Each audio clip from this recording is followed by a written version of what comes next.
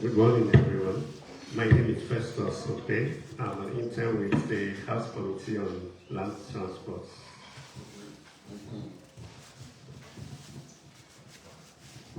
Good morning, House. My name is Ogundare, intern with Basic Education and Services. Good morning. My name is Honorable Aduku, Emmanuel. I work as an intern committee on water resources. Good morning, everyone. My name is Ezekiel Apollos. I work with National Assembly.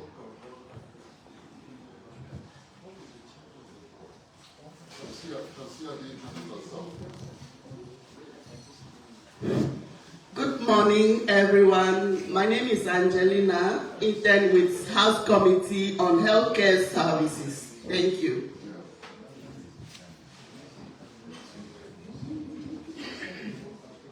Good morning, everyone. My name is John Idets. I work with TAF Africa as a consultant. Thank you.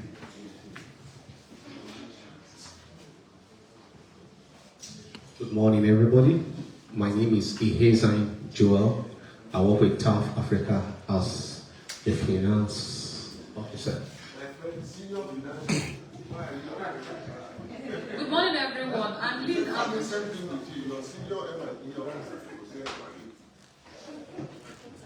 Good morning, everyone. I'm Lynn Aver, the Senior Communication Officer.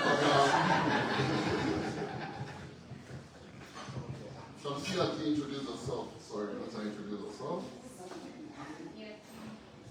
Good morning, everyone. My name is Shamsiyyah Umar. I am a legislative intern under the Poverty Alleviation Committee. Thank you.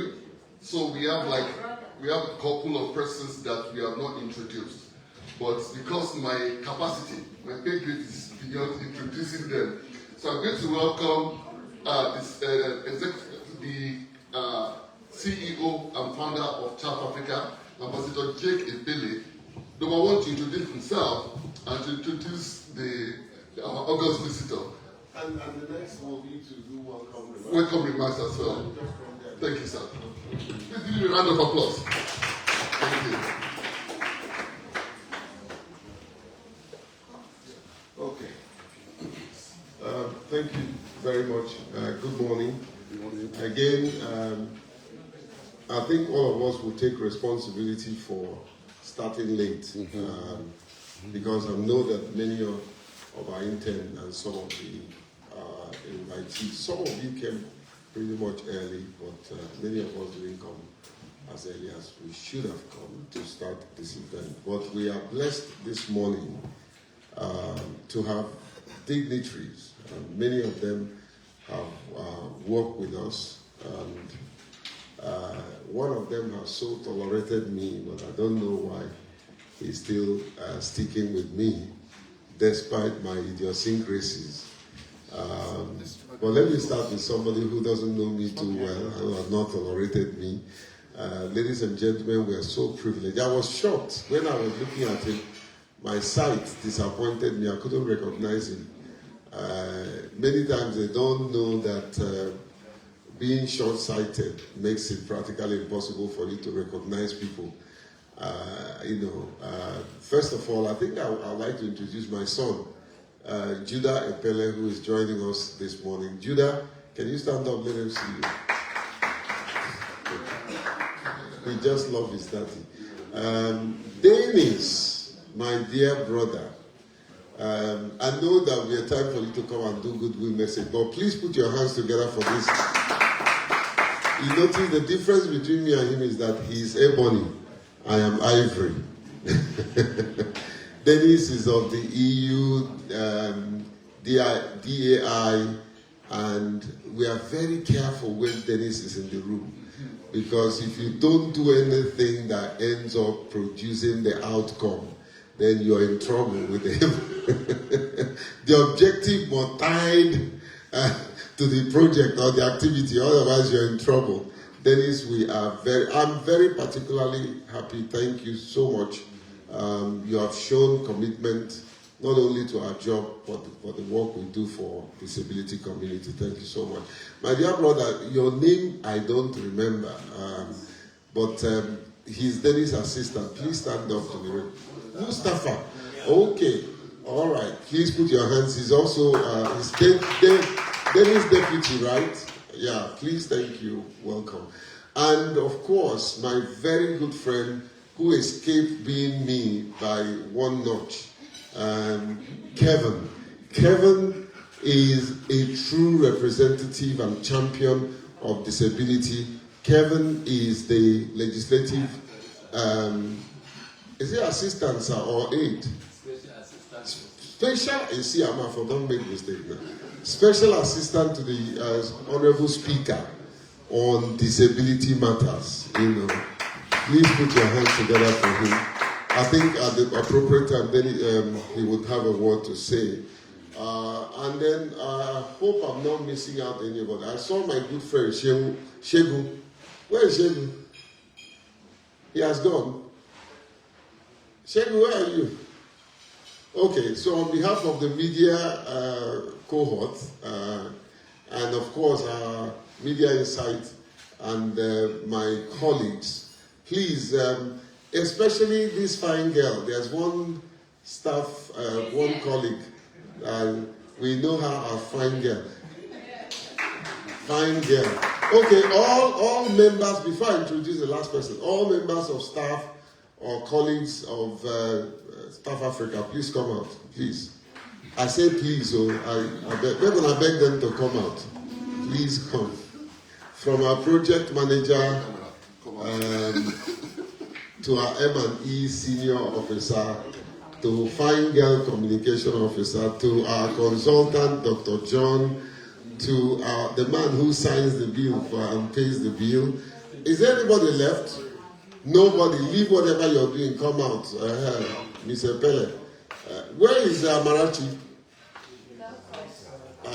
Okay. Where is Chibike with her there? Chibike.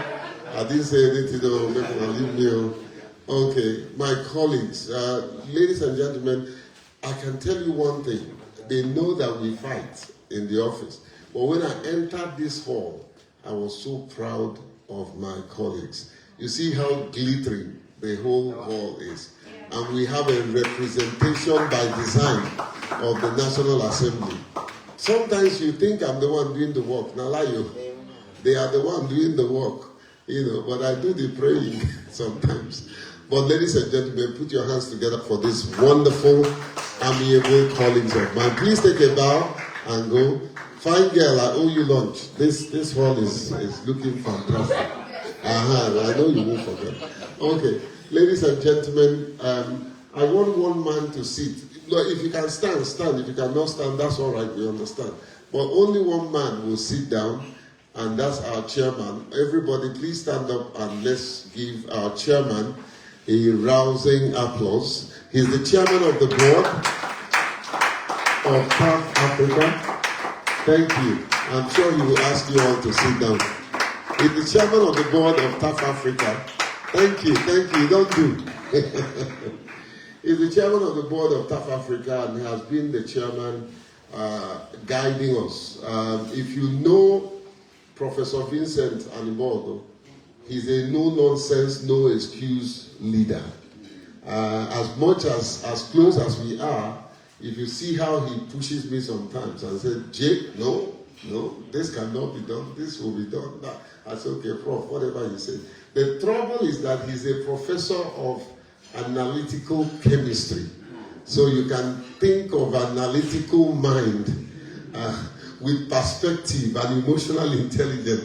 You see all in Prof. Prof, please stand now, only you, and let's put your hands together for Professor Vincent and the board. Thank you. You will get to know that our board is very diversified. As a matter of fact, in the next 1 hour, we're starting a board meeting. And I think the Q3 board meeting.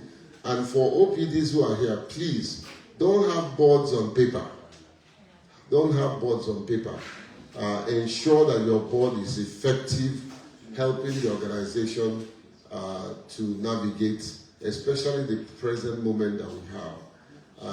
Another thing I've learned in constituting a board is that big names don't make good board. It's people who are committed Prof flew in all the way from Uganda. This morning, he's 70-year-old. He left his house to catch first flight, you know. And of course, you know, I told him I was coming to get you. He said, what? Ask anybody in the office to come. I said, okay, thank you, sir. You know, this is a new month. How many of you happy new months? You know, so I had to get up to pray. Stopped by 3 a.m., slept by 6 hours up, got ready, got to the airport before Prof. You better be there.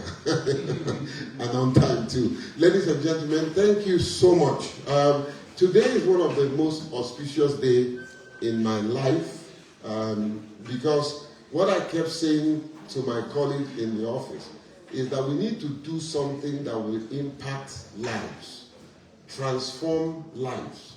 And so today we are rolling out the first set of our interns that we deployed at the National Assembly.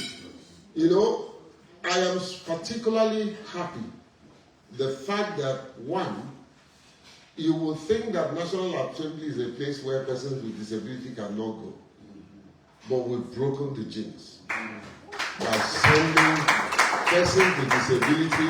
And I'm glad that some of you that I saw this morning, that you were able to network, you were able to collaborate, you were able to go through the legislative processes with legislators, you know, that you work with. And that's a good thing. My dream is that one day you too will become a legislator. Amen. And know of a sure that this was just a pilot. Now we're going to go full hog. To make sure that we have more people in the National Assembly. We are privileged to say that we are one of the first organizations with other organizations that introduced sign language interpreter to the National Assembly.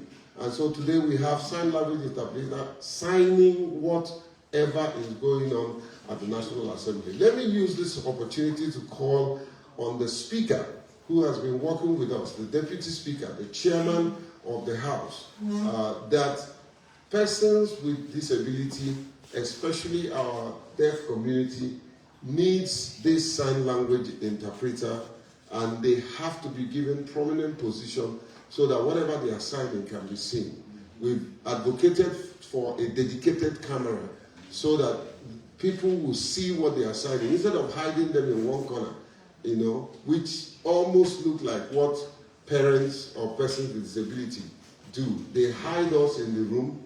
They don't want to identify with us. Not everybody, but some.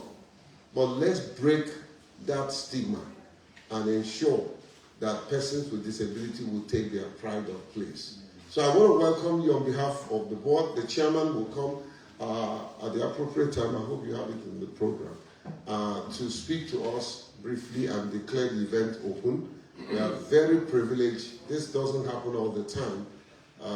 Very busy man he is, but we are privileged that he's here with us. I have thanked my staff. The next people I want to thank is all the interns that would receive their certificate today haven't completed their internship, and it's not going to stop there. Where we'll create a cohort where we will continue to monitor what you're doing and see what we can do to scale up the experience you have gathered from this internship exercise. So I once more want to thank the program manager. Despite all the boxing we did in office, you have made us proud, and you and your team. So please accept my goodwill and trusting God that at the end of the day, we will do better than we have done today. Always remember, as I close, that the day you were born, the whole world rejoiced, and everyone around you cried. Live your life that the day you die, you will rejoice, and the whole world will cry. God bless you. Have a wonderful day. Thank you very much, sir. We appreciate you and your leadership at TAF Africa. May God bless you, sir, and renew your energy and the anointing on you. Thank you very much for the good work you're doing. So we're going into some goodwill messages. We have some of the invited guests, they are not yet here, but we'll continue with those that we have in here. So I'm going to call on Mr. Kevin Ogurie for a short goodwill message. Mr. Kevin, sir, it's with the office of the Speaker at the National Assembly. Please give him a round of applause. Thank you. Please, let's correct something. Kevin, you are representing the Speaker, right? Yes. You are please, just come back. Take somebody else. He will speak last. Okay. Okay. Sorry, sir. As far as we are concerned, The Speaker is there. Sorry, my apologies then. sorry, Kevin. No problem. Okay. Mr. Dennis Mutabazi, you don't want to speak? Please just speak. Even if it is to say, hello, I wish you fruitful deliberation. Thank you very much. I'll have my battle to fight with Terfa because he did assure me that. He told me, but the CEO said you will speak. That's okay. So I think, I hadn't prepared to speak, but since I've been given the microphone, I'll just say one or two things. As you know, as I introduced myself, I worked with European Union. The program, within which this initiative, TAF Africa, is situated. And so for me, as monitoring and evaluation advisor, I have, I look at things from a wide perspective. Now, TAF's Legislative Internship Program is one of the 3 internship programs that we have, within the EU-SDGN. So there is one, managed by TAF. There's another one, legislative internship program managed by PLAC. And then there's another constituency internship program that is actually supported by TAF Africa. So for us, when we come here, and I'm happy, in fact, we are going to be delving into the key successes, challenges, lessons learned, and recommendations. Would like to see how these 3 internship programs then can really reinforce each other. But most importantly, my brother will know, the fight that we had initially. Of course, initially, I think you remember, it was proposed for 3 months. For 3 months. I said 3 months is a drop in the ocean. Yes.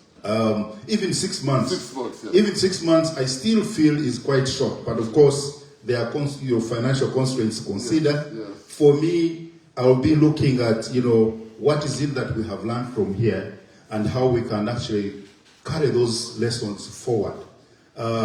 Within the PLAC initiative, for instance, we have introduced what we call post-legislative internship support. As Ambassador Jake said, this phase may have ended. Your 6 months may have ended, but we hope that, what you have picked, you can be able to replicate it. And I think perhaps maybe as Ambassador Jake looks at the post-initiative, they should be, and I think he mentioned having a cohort that then you are going to continuously monitor.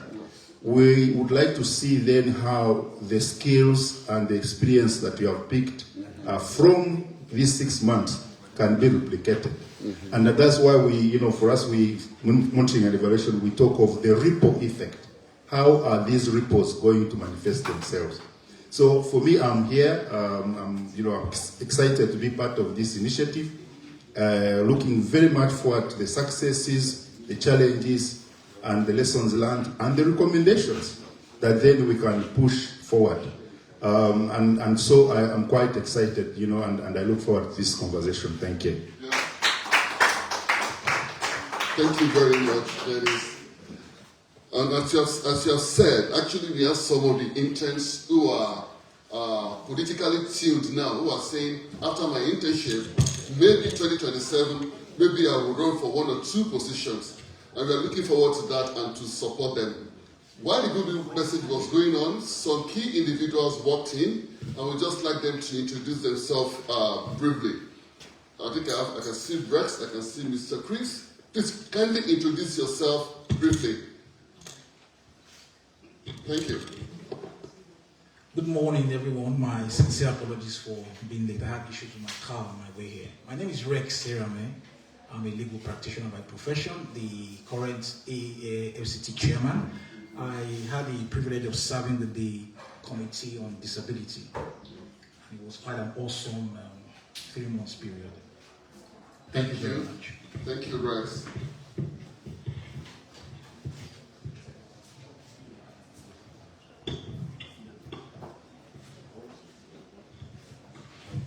Good morning, everyone. Good morning. My name is Comrade Chris Abu. I am the Chairman, National Association of Persons with Physical Disabilities, FCT chapter. Then I am the Executive Director of the Qualitative Magazine. It's a disability-focused magazine. Thank you. Thank you very much, sir. We appreciate your support always. So, right about now, I'm going to call on the representative of the Honorable Speaker, Mr. Kevin Ogundare. Please let's give him a round of applause.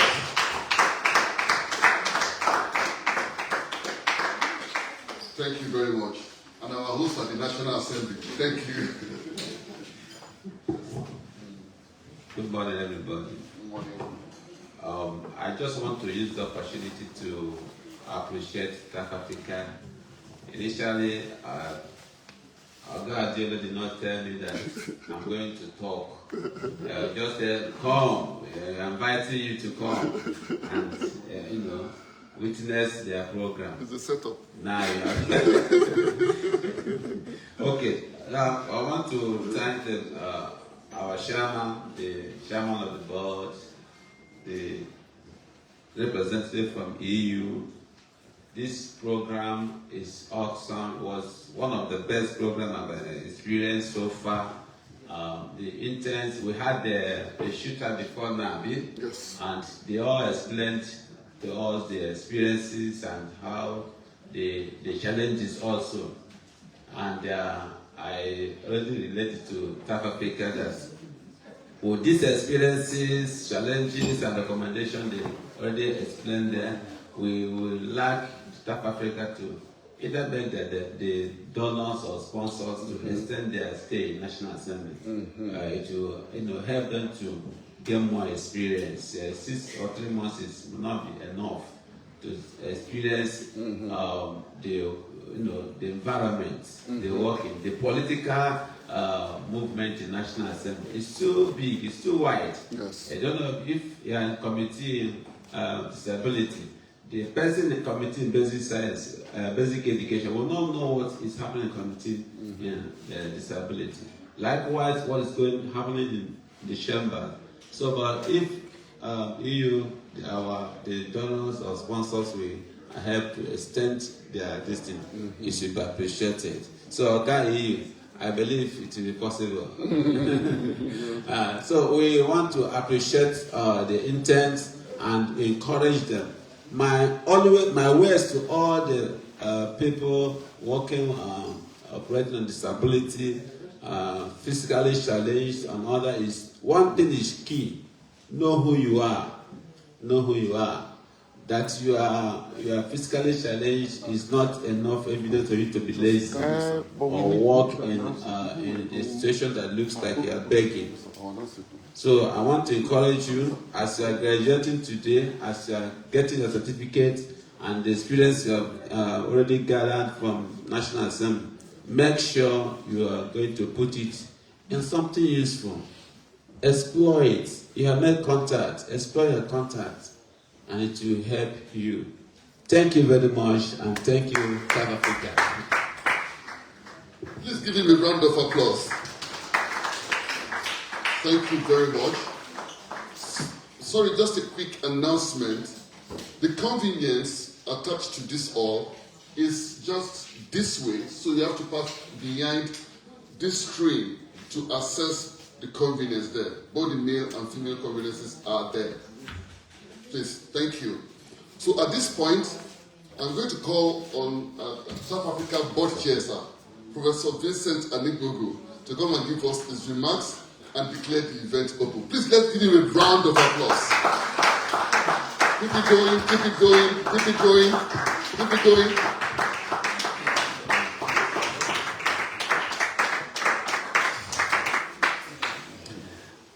Good morning, everyone. Good morning, sir.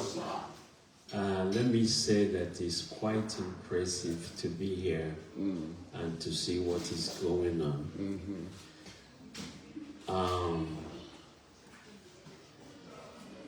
The legislative internship program that you just completed, in my view, is profound. Thank you, sir. I've always told the founder it's not about programs, but it's about the impact we are making in the lives of these people.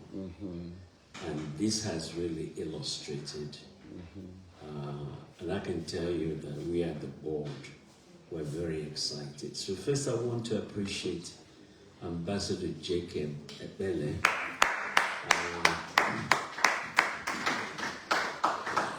Jake and I go a long way. At least I was around at the inception and the journey that this organization has taken and to where we are today. Indeed, I'm very excited and I want to appreciate Jake. I want to appreciate the staff, your hard work, program director. Thank you, sir. Congratulations. Thank you, sir. I also want to use this opportunity to appreciate all the members of the board. We'll be meeting this afternoon and I'll be communicating to them the excitement in this room so that we can give you all the encouragement that you need. I want to appreciate the donors, EU reps. Thank you so much. Not just for making the funds available, but actually making yourselves available to have a hands-on experience on the impact of the program. Thank you so much. And I want to join my voice to Special Assistant to the Speaker's voice that please dip your hands deeper in the pocket and see how, and come out with something really heavy. Yes. Yes. Something with a meaty taste. Yes. By the way, I'm not running for campaign. I especially want to appreciate the National Assembly for providing the platform and the opportunity for them. Thank you so much, because some people may have considered it an inconvenience, but I'm glad that somebody like you is there to make sure that the proper environment is created for them. Thank you so much, National Assembly, the Speaker, for receiving them. And then I want to congratulate the interns. I can see the smile on your faces, but let me say, to whom much is given, much is expected. If you do not translate the experiences you have gained and prove to others that your physical disability is not a mental disability, it's not an emotional disability, it's up to you now to prove that indeed the experience you have gained will stand you in good stead anywhere you go. So I challenge you to put those lessons to action so that it will encourage others to absorb persons with disability. So again, I want to thank you so much. I flew in from Uganda last night. In fact, I came in so late and went to bed quite late. Woke up by 4 so I can catch a 7 a.m. flight from Lagos so I can be with you. But I can tell you it is worth it. I'm also happy to learn that even the EU rep, we have a Uganda connection, Yes. So that's wonderful.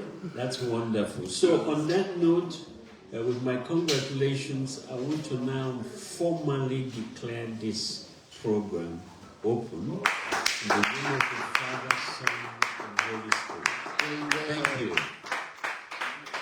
Thank you very much, sir. We appreciate your commitment and your leadership of TAF Africa. Please let's give him a round of applause again. Please extend our appreciation to the board when you meet with them this afternoon. Thank you, sir. So quickly, what is next is to take a quick presentation which will run us through like why we conceived the Legislative Internship Program. Sorry, 1 minute.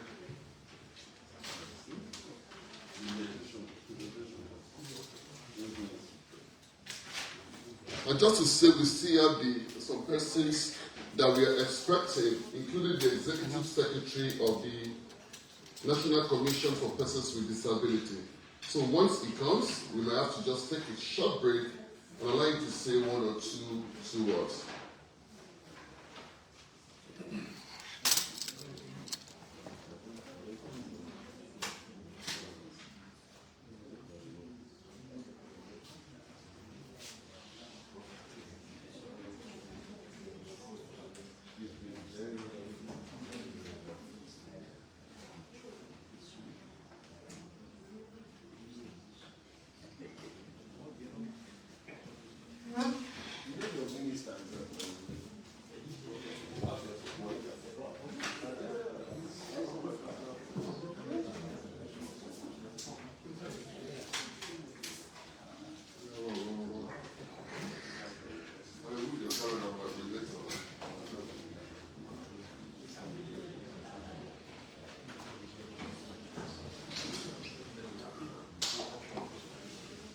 Okay, so like I said, we'll be running through a short overview of the Legislative Internship Program.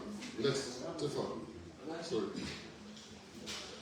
So the TAF Africa, with support from the EU-SDGN II, deployed 10 interns to the House of Representatives to understudy legislative practice and processes while providing support to selected committees of the House to ensure that disability inclusion is mainstreamed. The internship program was one of the flagship programs that we have under the EU-SDGN project, which we are currently running, and of course is coming to an end.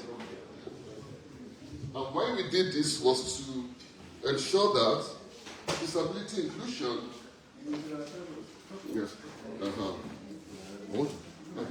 Is it possible?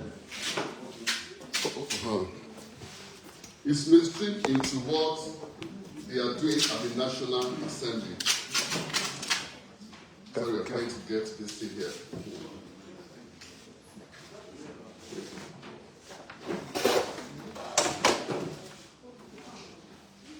So the internship program was announced, it was advertised rather on Hot Nigerian Jobs, another job platform in Nigeria, and we received over 800 applications from all over the countries.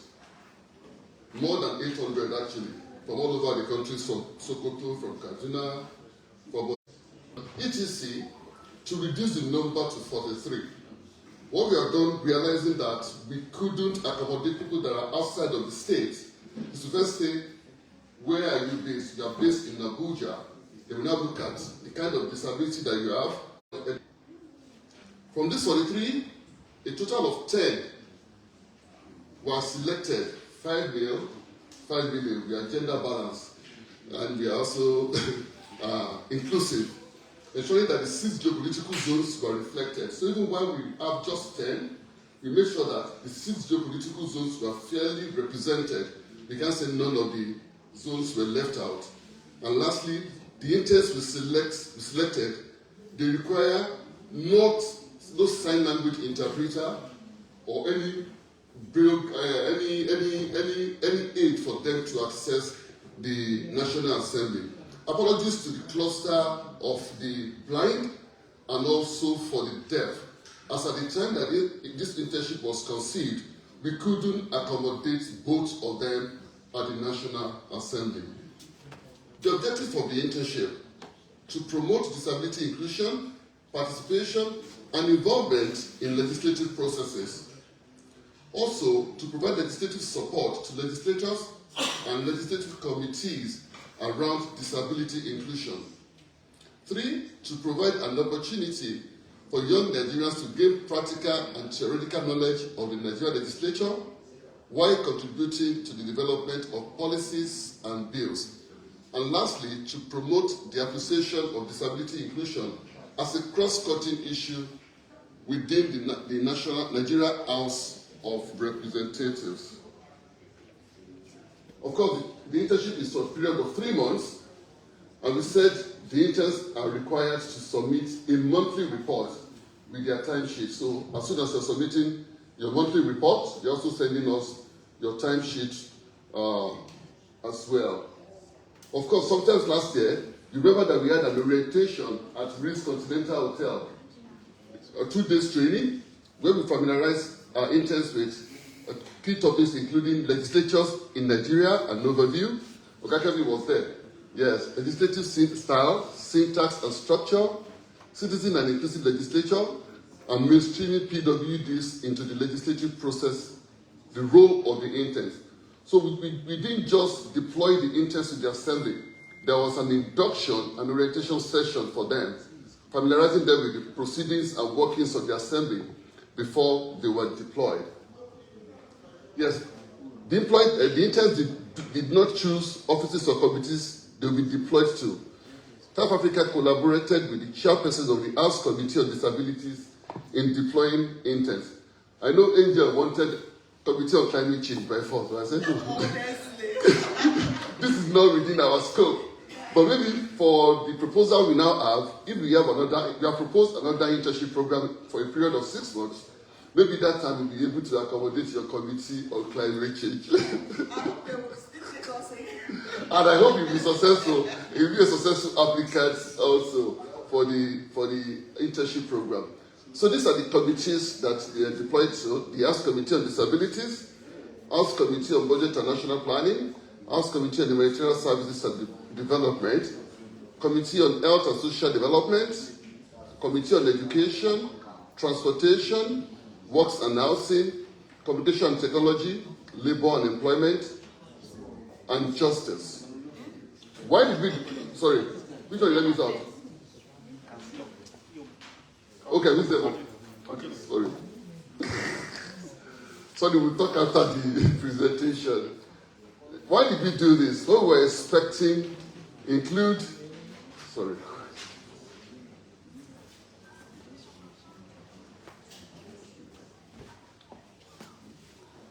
Okay, sorry, please. Let me take the committees again. House Committee on Communication and Technology,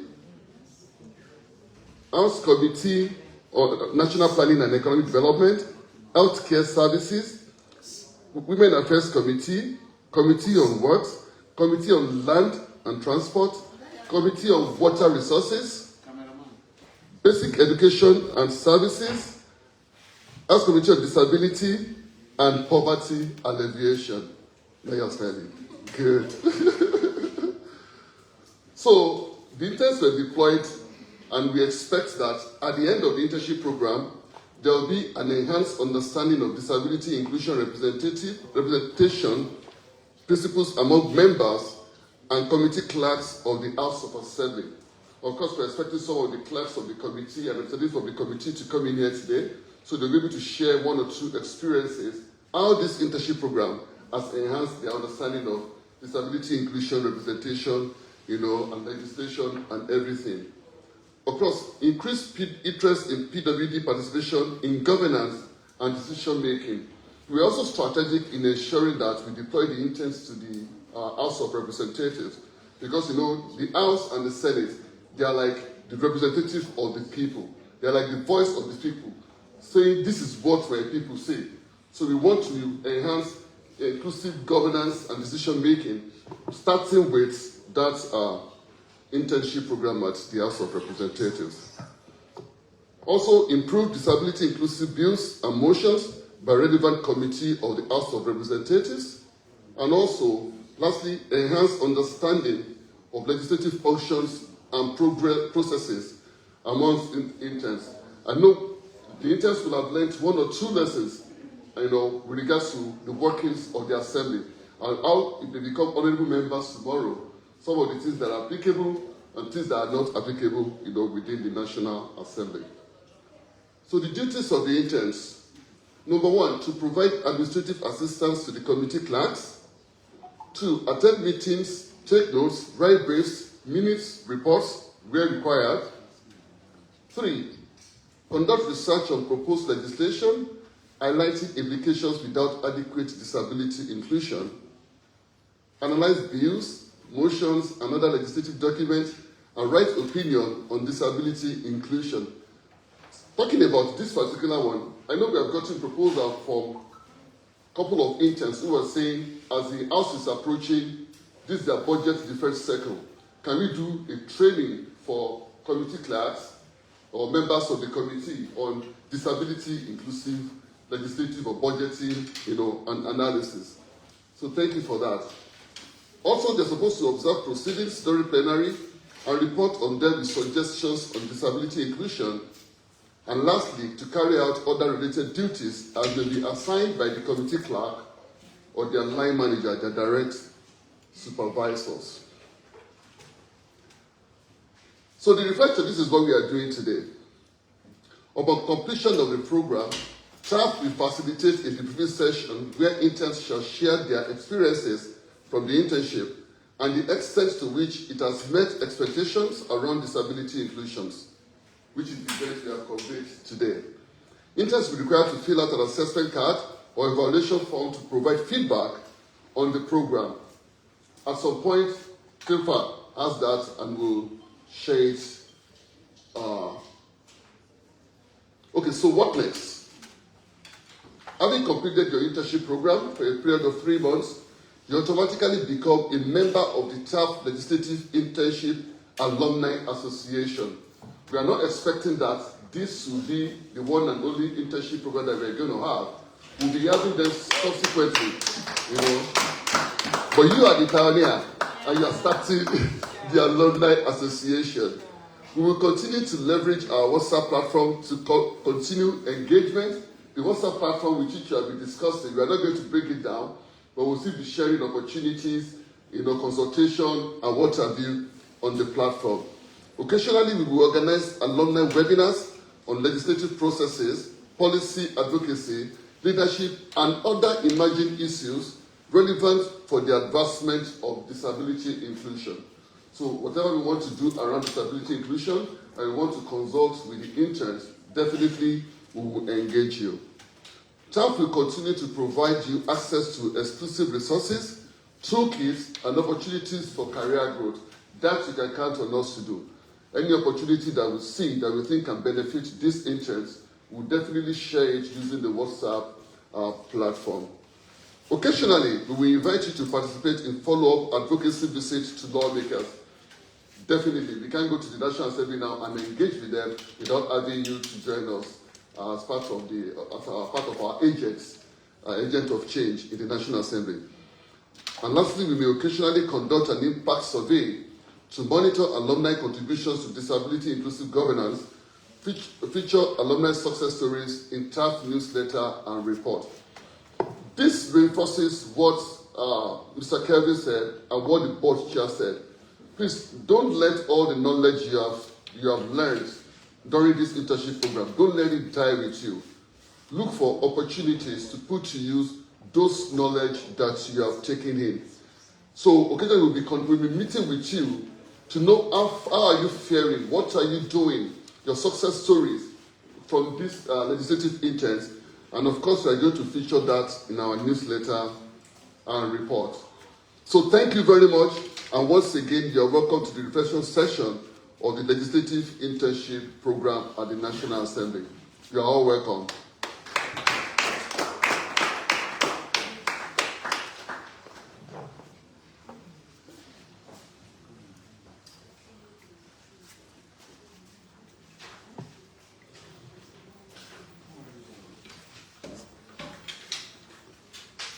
So as you will see from the agenda, the next session we are going into now is presentation by legislative interns. And it is structured to take the following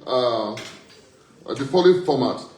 You're going to talk about your successes, your challenges encountered, lessons learned, and your recommendations going forward. Of course, for other interns that we are going to deploy. So let me start with Shamsiyyah. Do you have a presentation ready? Shamsiyyah, over to you. Come and share your key successes, experiences. Please give her a round of applause.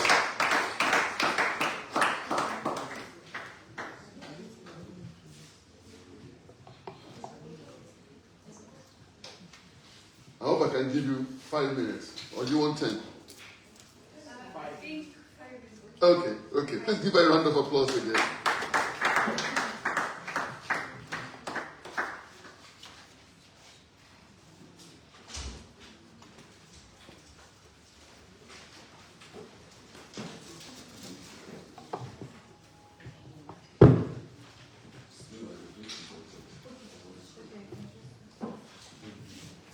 Good morning, everyone. What's the convenience that we write? First of all, I want to say a very big thank you to TAF Africa and the European Union for giving us this opportunity to be part of the legislative internship. My slide is going to talk briefly about what I did as a legislative intern.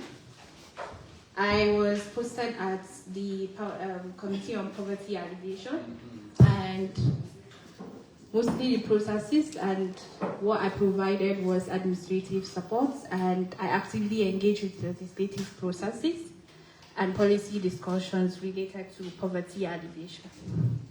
Next slide. Okay, before I talk about the key success, going to the National Assembly as an intern, I understood that I was supposed to go there and learn, and then come out with something great. So when I was there, I had this model I thought of, not independently, but it was a model practiced in a different country, and I said, why not in Nigeria? Because I'm also passionate about my country and the development of persons with disabilities.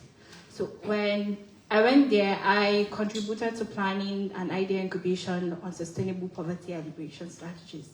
So what I did is to propose 2 major initiatives. One is the Green Card initiative, and then secondly is the caregivers incentives.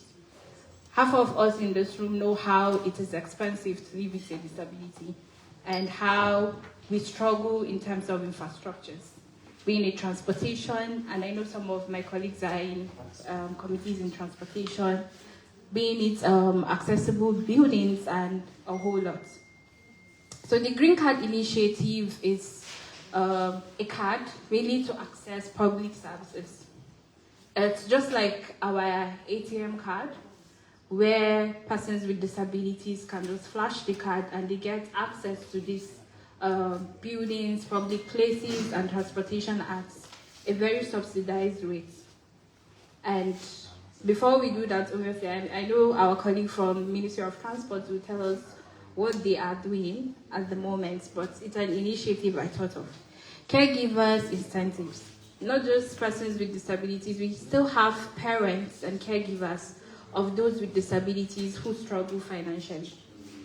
Mostly people, caregivers that handle people with special needs or sensory disabilities, right? So the incentive is a structure whereby those caregivers are being paid, should be paid higher than any other person working in the private sector.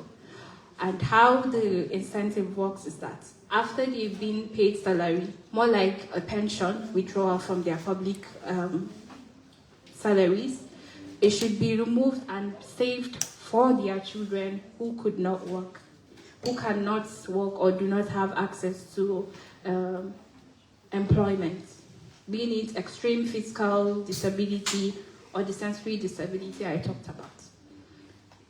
Why I put participation in Solid Minerals Committee is because it was the first session I attended. My committee did not have any session, and it was a first-hand experience, and I felt I should share it. Going there, I had no idea what sessions look like. Sometimes I see them on TV, I'm like, what are they doing here? So going there, it was really exciting to see how it works, and the chairman was very active in terms of illegal miners that were available there. I also featured on a radio session inside the house where we speak about our challenges and what needs to be done at the National Assembly. And lastly, I supported ongoing administrative operations within the committee. But I think this week we did a public hearing, but under Committee on Federal Polytechnic, which I was actively involved in. Next slide. So challenges. One of the challenges is limited inclusion to PWD related legislative discussions. And the reason why I put that there is because when I first proposed the idea of my model, I received not a very welcoming, probably because they are not the disability committee, but I felt every committee should be intentional about the development of persons with disabilities. And then the idea was not very welcoming at first, but I'm so glad I had someone who listened to me and he was like, yeah, you are right, we should do this. Secondly was accessibility gap. We always struggle when it comes to public transport shuttles, getting to one office or the other, accessing the new link. It's not accessible, even though the chairman committee on disability assured us that there are things working, but as the first cohort, and I know this is what every and each one of us is going to talk about, we really struggle with the accessibility. And creative policy ideas often lack immediate attention. It's similar to what I said the first time. I felt, oh, this is a wonderful opportunity, it's creative, but it wasn't really welcomed with open arms at first. Lessons learned. So I learned proactive engagement leads to meaningful learning beyond assigned roles. When you act, I should have gone there, just do my administrative work and leave. But I understood that I was there to do more. So I started challenging myself to look for ideas that I'm going to present there. So that's what proactive engagement leads to. Be persistent with whatever ideas you have, and trust me, even when the no's are too much, the yes is going to come along the way. Legislative processes require consistent advocacy push for inclusion. I know this is what most of us are doing, what TAF Africa is doing, what our able chairman is doing, but I would urge everyone that we should push for inclusive policies because it helps a lot. Administrative support roles are fundamental to committee effectiveness. You can't just go into a committee without understanding how they do things. So when you're supporting the administrative work, it gives you an edge. Is it a memo? Is it how a bill is processed? Is it who you're going to work with within the committee? It really helps you to understand how things are being done. Public platforms are amplify advocacy, and that's why I brought the Inside the House radio talk show, because you can't just do work without taking it out there. You have to amplify your voice and those who you represent. Next slide. Recommendations. First, accessibility improvements. I would also mention that I know we're working on that, but I just felt they should be put out there.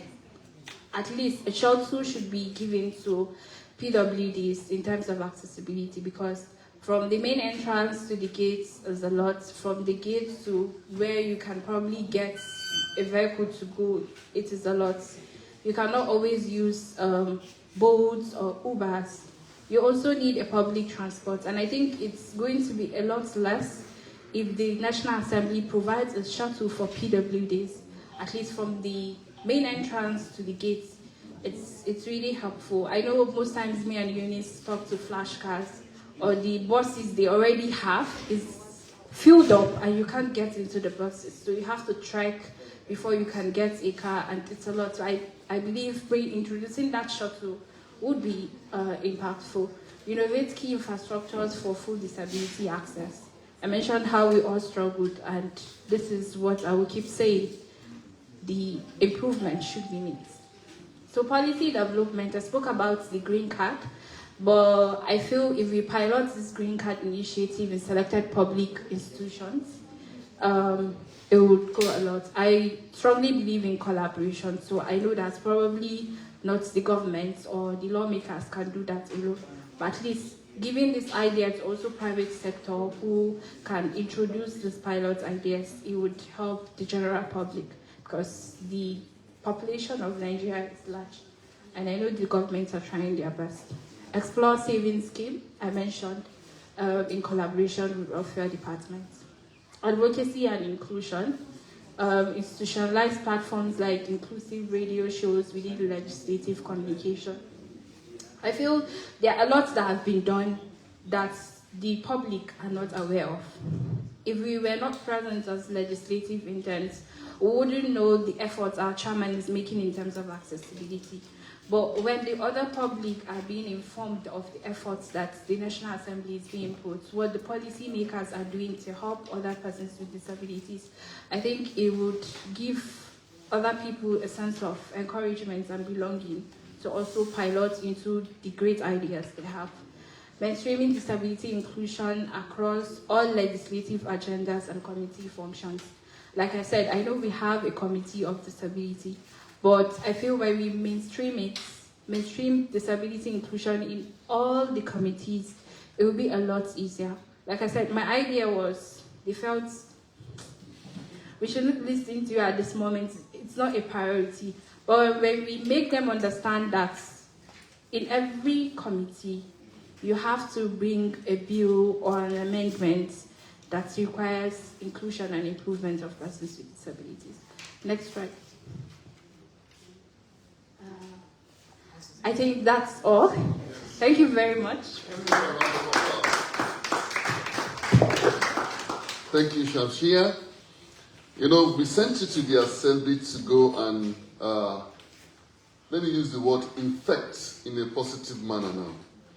To go and, you know, kind of soak something in them that will germinate and mature to something that they will not be able to live without again.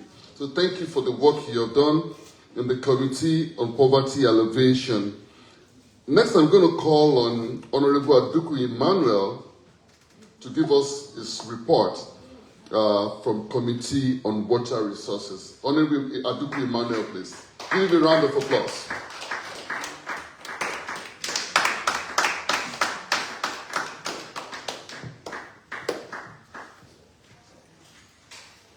Sorry, pardon us.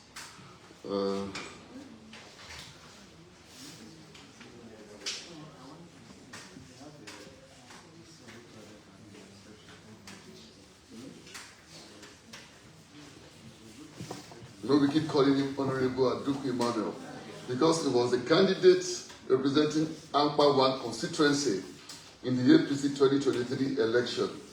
He has the ambition, and I think he's going to go again in 2027. Amen.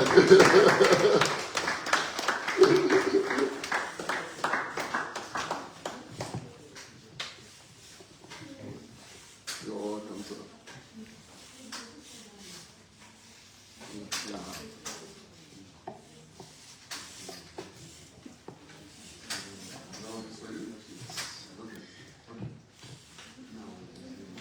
Good morning, everyone. My name is Honorable Aduku Emmanuel. We thank TAF Africa and European Union. I think this is one of the best opportunities we have been looking for. To God be the glory. This is what I got here. There is much, but we'll run through it within the short period of time. And on the key sources, one of the sources recorded is the implementation of 82 reserved seats proposed by the House of Representatives for women and men who are persons with disability. Now, there have been on these agitations before we came to National Assembly, but they came to understand that since TAF Africa have deployed us to National Assembly, it means this reserved seat is one of the necessary things they have to do in order for us to get access or have a representative at the National Assembly. So I think, let me say, it might be because we were deployed there that they now notice that there is need for them to reserve this seat for people with disability. That's one of the sources. Secondly, the mentality of the security and staffs of and staff as well as honorable members who normally discriminated against persons with disability have gradually changed towards persons with disability, especially immediately after our last campaign at the National Assembly. That is to say, we have been going to National Assembly. Some of the honorables, they will see us and just say, this one are beggars. I could remember I and Angel, one was saying, Committee on Disability. He just saw us and he said, Committee on Disability. So I said, so just see us and give us that name just like that. So but after that campaign, I think some of them have started giving us listening here. They call us, my friends. Oh, one day you become a member of National Assembly or State House of Reps or even Senate. They started playing and then giving us that inclusivity. They have that gradually spirit of inclusivity in them immediately after the campaign. So thirdly, there is more cordial relationship with some of us and our honorable members, committee and chairman of the committee and the clerk.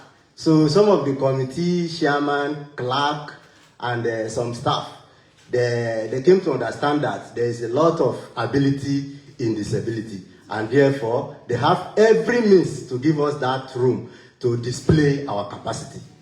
And that is one of the sources I think we got.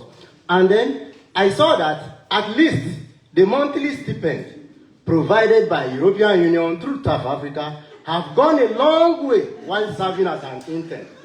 Because I must be frank with you, some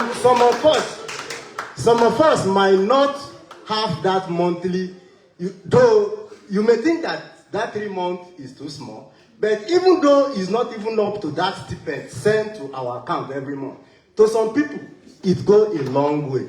Despite we used to transport and a lot of things. For this, we thank the EU and TAF Africa. That money went a long way. And if they can even make it more. In fact, it will be very, very good for us. You know, as a disabled person, we have a lot of things to do.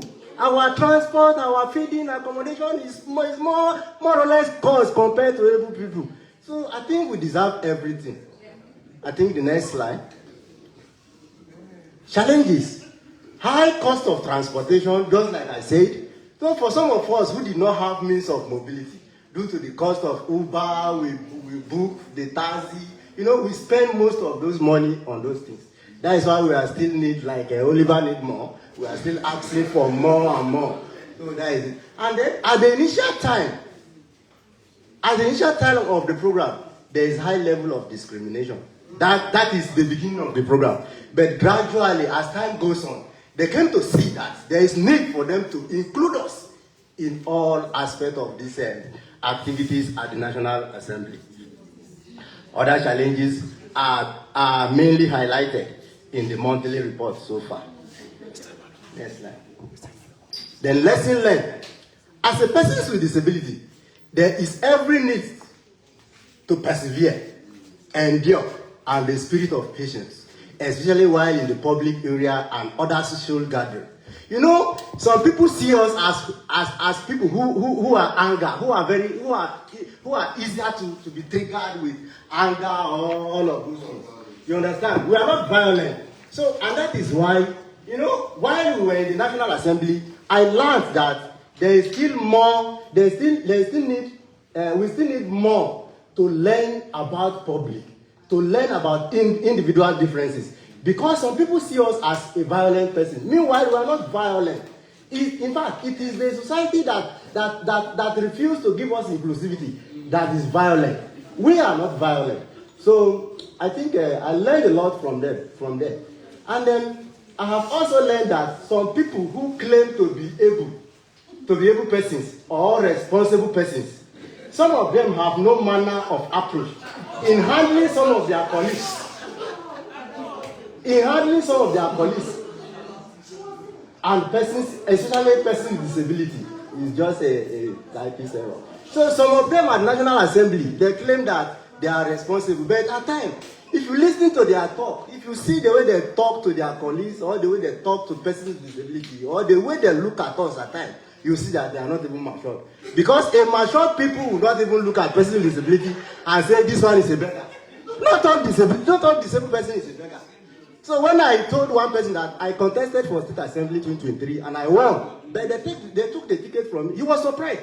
How did you do it? A disabled person contested for an, I said I contested. My name is Honorable Emmanuel. Aduku. Go and Google it. You see. My name is on INEC portal. He said, oh, wow. I thought it's, those people that come around, they do corporate begging. I'm not a corporate beggar. I told them, I said, some of us can even feed you people, if you don't know. They say, wow, I believe you. So, I think it's a lot. If you want to talk about it today, we may not leave this here today. And another one is I've also learned on how to manage individual differences and all of that, perspective about life and individual differences. I've also learned that disability is not the end of life and is not inability to society. Perform and express, contribute meaningfully to the society. Though this disability is not the end of our life, what some of us can even contribute, those so-called able might not even have upstairs. Some of us are highly endowed. Some of us are highly educated, intellectual, with full of knowledge. That's what you are thinking of. I think the area I suggested for TAF Africa or European Union, you people have done a lot. You have done a lot. I must commend you people. God Almighty will bless you people. And the European Union and TAF Africa have done absolutely well beyond our imagination. But nevertheless, these are few areas I think is very necessary to improve on. One, if not all, maybe due to financial constraint and other reasons best known to the organization, the most outstanding performance interns through our monthly report and other noticeable areas while monitoring our activities should be given automatic employment to work with either European Union or TAF Africa, as well as automatic employment at the National Assembly or any agency. This will also go a very long way in making life easier and the spirit of inclusivity. Thank God the speaker is here represented. He will convey the message. I believe him. Number two, the European Union through the TAF Africa should, as a matter of urgency, have a plan to sponsor some of us who have already contested for an election before in the forthcoming 2027 general election, either for Senate, House of Representatives, State Assembly, so that we will have a voice at the legislative chamber. In moving motions, sponsors of bills that will be more inclusive for the disability community. Third, there should be mobility aid, such as car or wheelchair that can transport the next set of interns from their various houses or picking points to the office. I think that is all. Is that all?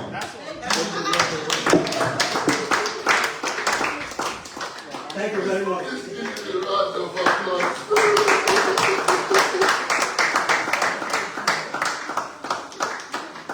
When I read that part that you said we should be given automatic employment, I think, with European Union or National Assembly or TAF Africa. But I think it's a good thinking. It's a good thinking. And thank you for those wonderful recommendations. And the lessons we have actually picked today is that there is need for us to arrange at least a shuttle, if possible, or maybe work with the Assembly to arrange a shuttle, at least that will convey the interns from the gate of the National Assembly down to the main building. And I think, the honorable member that was there, actually that day was talking about directing the sergeant at times to do something in that regard. So we'll follow up to make sure that that comes into fruition. Please, let's give Honorable Aduku Emmanuel another round of applause. Next, I'm going to call on my friend, Eunice Ikechukwu. Eunice Ikechukwu. Eunice, you know I'm saying I'm not the Igbo. You manage you as I am. So please, give her a round of applause, please. Thank you. Okay, good morning, everyone. Good morning once again. I really want to appreciate TAF Africa and the European Union for this opportunity given to us. I was once a fellow of the Legislative Mentorship Initiative of the 9th Assembly, and yes, we had some simulations about the legislative proceedings and all that, but this internship actually gave me the first-hand knowledge I was seeking for. Not just the simulations, not just acting it up, but actually seeing it and then understanding the processes. I was actually sent to the Committee on Works. And the Committee on Works, they are in charge of overseeing the infrastructures and projects that are being carried out by the National Assembly. But I would say that this experience I got from this internship actually opened my eyes to so many things. Please, the next slide. Next. Next, please. Okay. The House Committee on Work focuses on matters related to public infrastructure, construction, and the development of public work projects.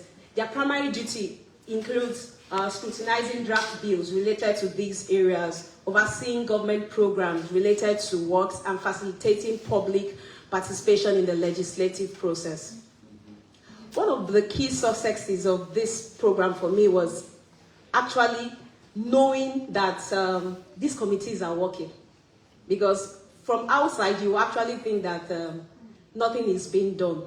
But because there are processes that has to go through from one person to the other, who has to sign this, who has to do that, you will not understand that things are working. Because if they don't do this properly, they will not achieve success.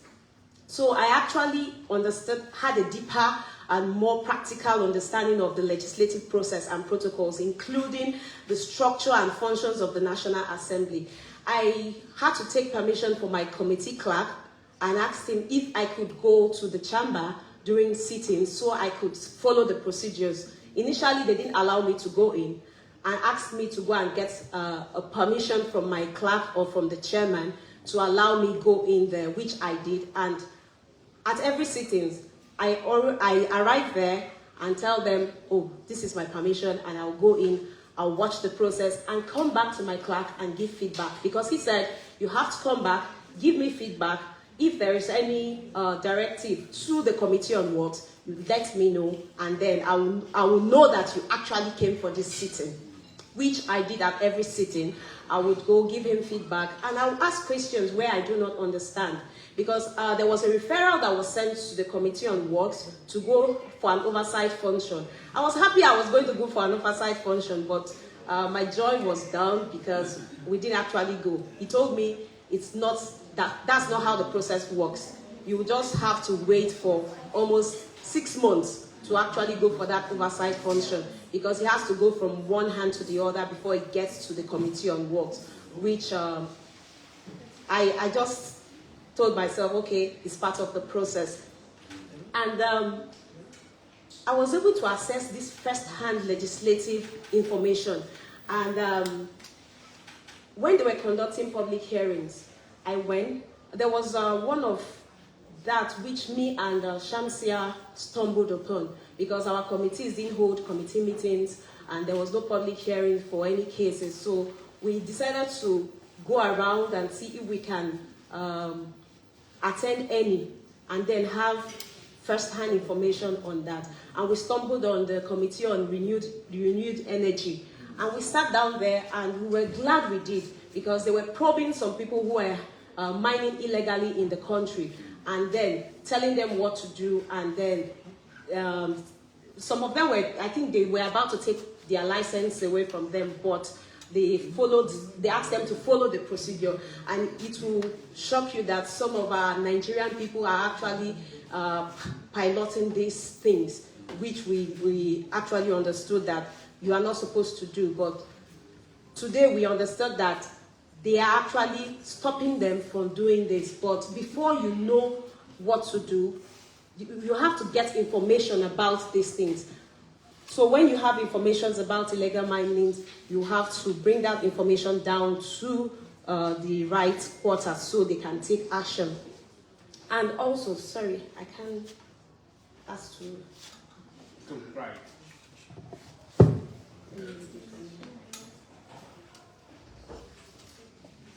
Okay. The third was I provided constructive feedback and recommendations to my assigned committee based on observation and challenges encountered during the internship and contributing to more inclusion and responsible legislative practices. The Committee on Works is in charge of facilities and infrastructure. So the first thing I noticed was that the National Assembly complex was not accessible for persons with disability. One, the convenience for persons with disability, especially for a wheelchair user, they cannot access it. I tried to help somebody one day. I had to take her up from her wheelchair and then help her to use the convenience because, one, the door was not even wide enough for her to be able to wheel herself into and then use the convenience conveniently. I brought this to my committee on work in charge of the infrastructure and facilities in the complex, and he said, yes, work is going on, but you know there is no immediate action, and they said they will look into it. Also, for you to access different parts of the National Assembly complex, you have to go round and round. There is no link. There is no, some places don't have a ramp. Some places don't have rails to protect persons with disability to be able to access the complex. And then, right from the gate, like Shamsiyyah has mentioned, there is no shuttle to even help you as a person with disability to access the complex right from the gate down to the complex. I and Shamsiyyah have to flag down cars to help us from the gate, from the complex to the gate, or from the gate to the complex. Both luxurious cars. We wave down any car that can just help us, because at every point we needed help for that. Yes, and Shamsiyyah was always looking out for me because she's shy at waving down cars. So that's one of the problems which I actually brought down to the committee and told them this is one of the challenges. And then one other challenge is that there is no link between committees. For example, Committee on Works is supposed to liaise on Committee of Disability to be able to liaise with them when it comes to infrastructure, because most times they are not aware of the fact that infrastructures are supposed to, facilities are supposed to have a ramp, they are supposed to have a rail for persons with disability, but they will go for oversight functions. For the roads, there is no zebra crossing, there is no accessibility for a visually impaired person. Even when you see that on the road, cars will be, they will see that a person who is visually impaired is standing, waving his white cane, and they will not even stop at a zebra crossing for them to be able to easily cross. And this is something that is peculiar to Nigeria. We have zebra crossing virtually on many roads, but we are not using them. Because they will see you standing there, and they, even with the traffic light beeping green, they will still not even wait for you. With the traffic light beeping red, danger, they will still not wait for you. So these are one of the things I brought to the Committee on Works and said that they need to look into road construction, especially for persons with disability, to be able to access the road, cross the road without being, without the road being endangering their lives. One of my key takeaways was learning the legislative process. I'm glad that I'm part of this internship, because for the Committee on Works, I read the reports on their oversight function, one which I did not attend, I was not opportune to attend, and I made some recommendations on the reports they gave on the Abuja-Kaduna road. They went, the Abuja-Kaduna road, they went for oversight function. When they brought it, they mentioned about the centimeter of the roads and all that, which I had to mention that for these roads, the walk paths are not enough for persons with disability, especially for wheelchair users. And then the pedestrian that was constructed on that road there is no ramp passage for a wheelchair user, which they took note of and promised to look into it and make recommendations to the House of Assembly. Also, I had the opportunity to sensitize my office about persons with disability. We need more advocacy in the National Assembly, in as much as we have the Committee on Disability in the National Assembly.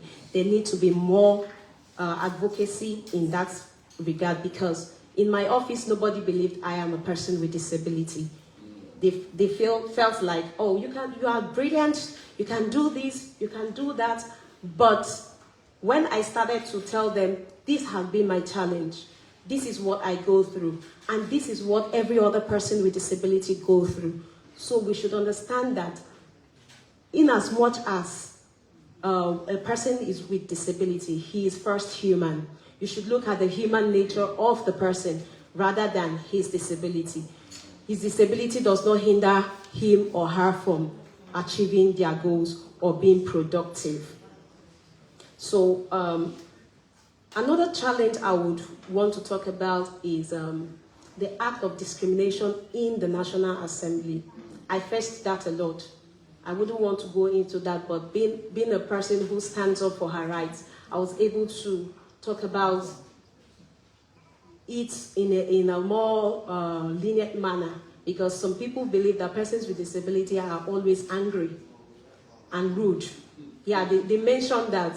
So I was able to do a mini kind of presentation at the gallery and also at the lobby about persons with disability, and then the challenges they face, what they need, and what you should do at every point you see a person with disability. You can lend a hand. You can actually be, not actually be compassionate, but you should, what the word would I use? You should be able to relate as a human with compassion, with love, because every one of us deserves love. And then my recommendation was one which Shamsiyyah has mentioned and my other colleague has mentioned, is about the shuttle, and then restructuring of the infrastructure within the National Assembly, and then create a link between the committees. Sorry, let me read that out. Foster intercommittee collaborations to ensure a unified approach to the inclusion of persons with disability, because I think most of the committees should be intertwined with the committee with persons with disabilities, so that whatever project is being carried out at every time, persons with disability are included. And then also, 1 minute.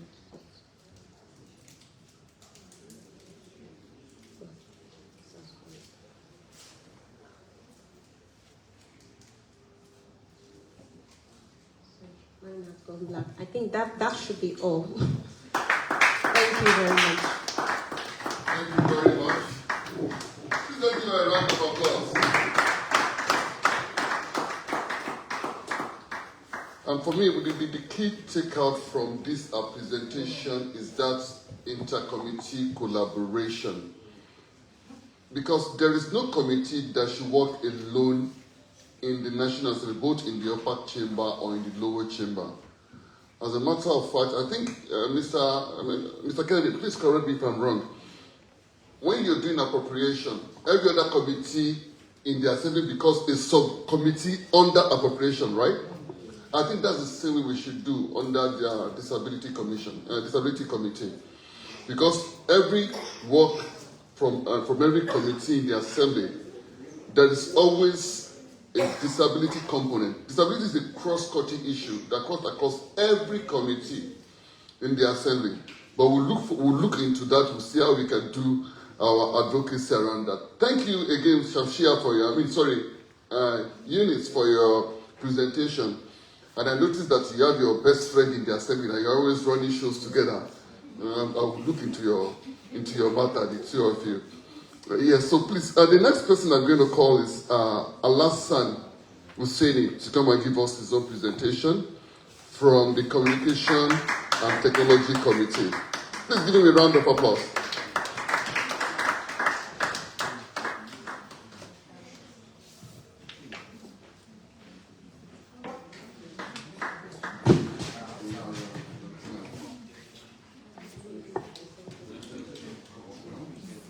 Good morning, everyone. My name is Alhassan Hussaini. We really thank TAF Africa. Also, we thank the foundation of the TAF Africa, which is Okpeh. We also thank the project manager and the president of the TAF Africa. And I was posted to continue on communication and technology. The committee was oversight the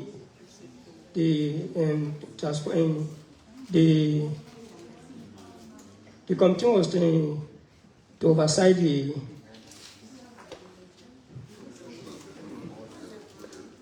committee was oversight the communication and technology, which is NCC, Nigerian Communication Commission. So my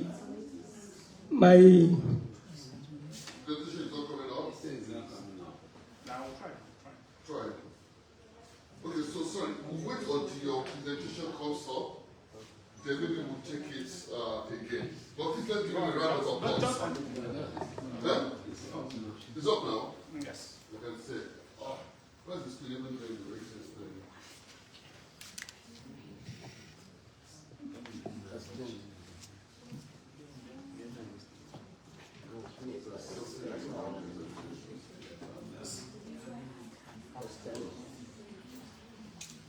Try another presentation, let's see. Exit the presentation. Try another presentation, let's see. You don't want to come on. This is assistant.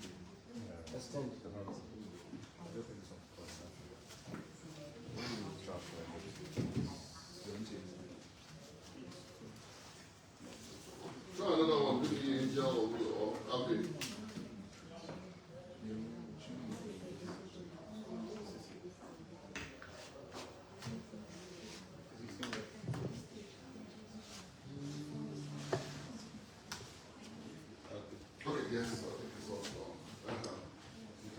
Hello. And we have to take out the key success. Then we have a legislative process exposure. Hand-on the experience in National Assembly operation, researching, and policy analysis. Then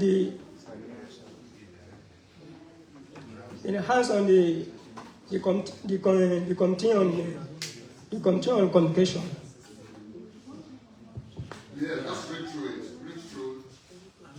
The hand on the experience on National Assembly operation, researching and policy analysis. 2, legislative oversight. Legislative oversight, communication and technology. Promote the transparency and accountability. 3, discrimination of staffing, like inclusive staff within committee. So we have switched the presentation. These are now challenges. So you have to take challenges 1, 2, and 3. Then the challenges in the challenges I have. inaccessible infrastructure. The National Assembly, like full accessibility for persons with disability. The non-representation. Persons with disability are underrepresented in the National Assembly. 3, discrimination staff, like of inclusion staff within the committee.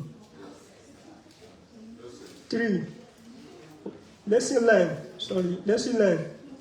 The committee rules oversight the communication, information technology and digital economy in Nigeria.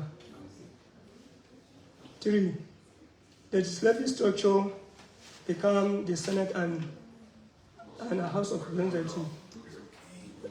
Overview of the structure of legislature in Nigeria.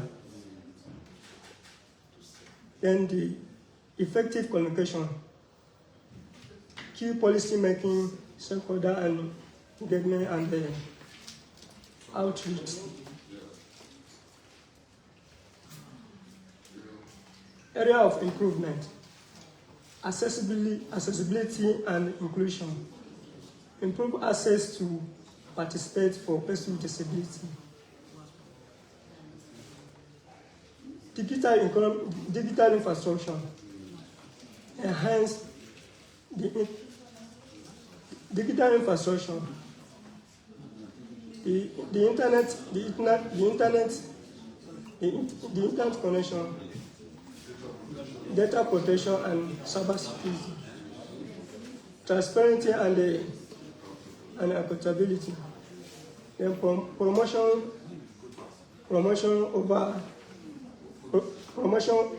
open decision making to gain public trust. Sorry. Yes. Thank you very much. Thank you very much, Alhassan. We appreciate you. So the next we are going to have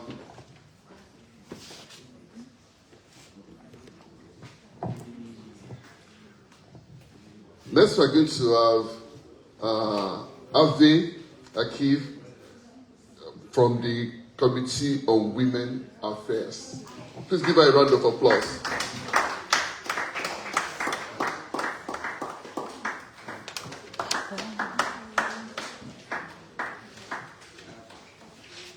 Five minutes, please. To be less than 5. Good afternoon, everyone. Good afternoon. But my presentation. Okay, you said. So my name is Aver, and I was in the Committee of Women Affairs. Activities supported.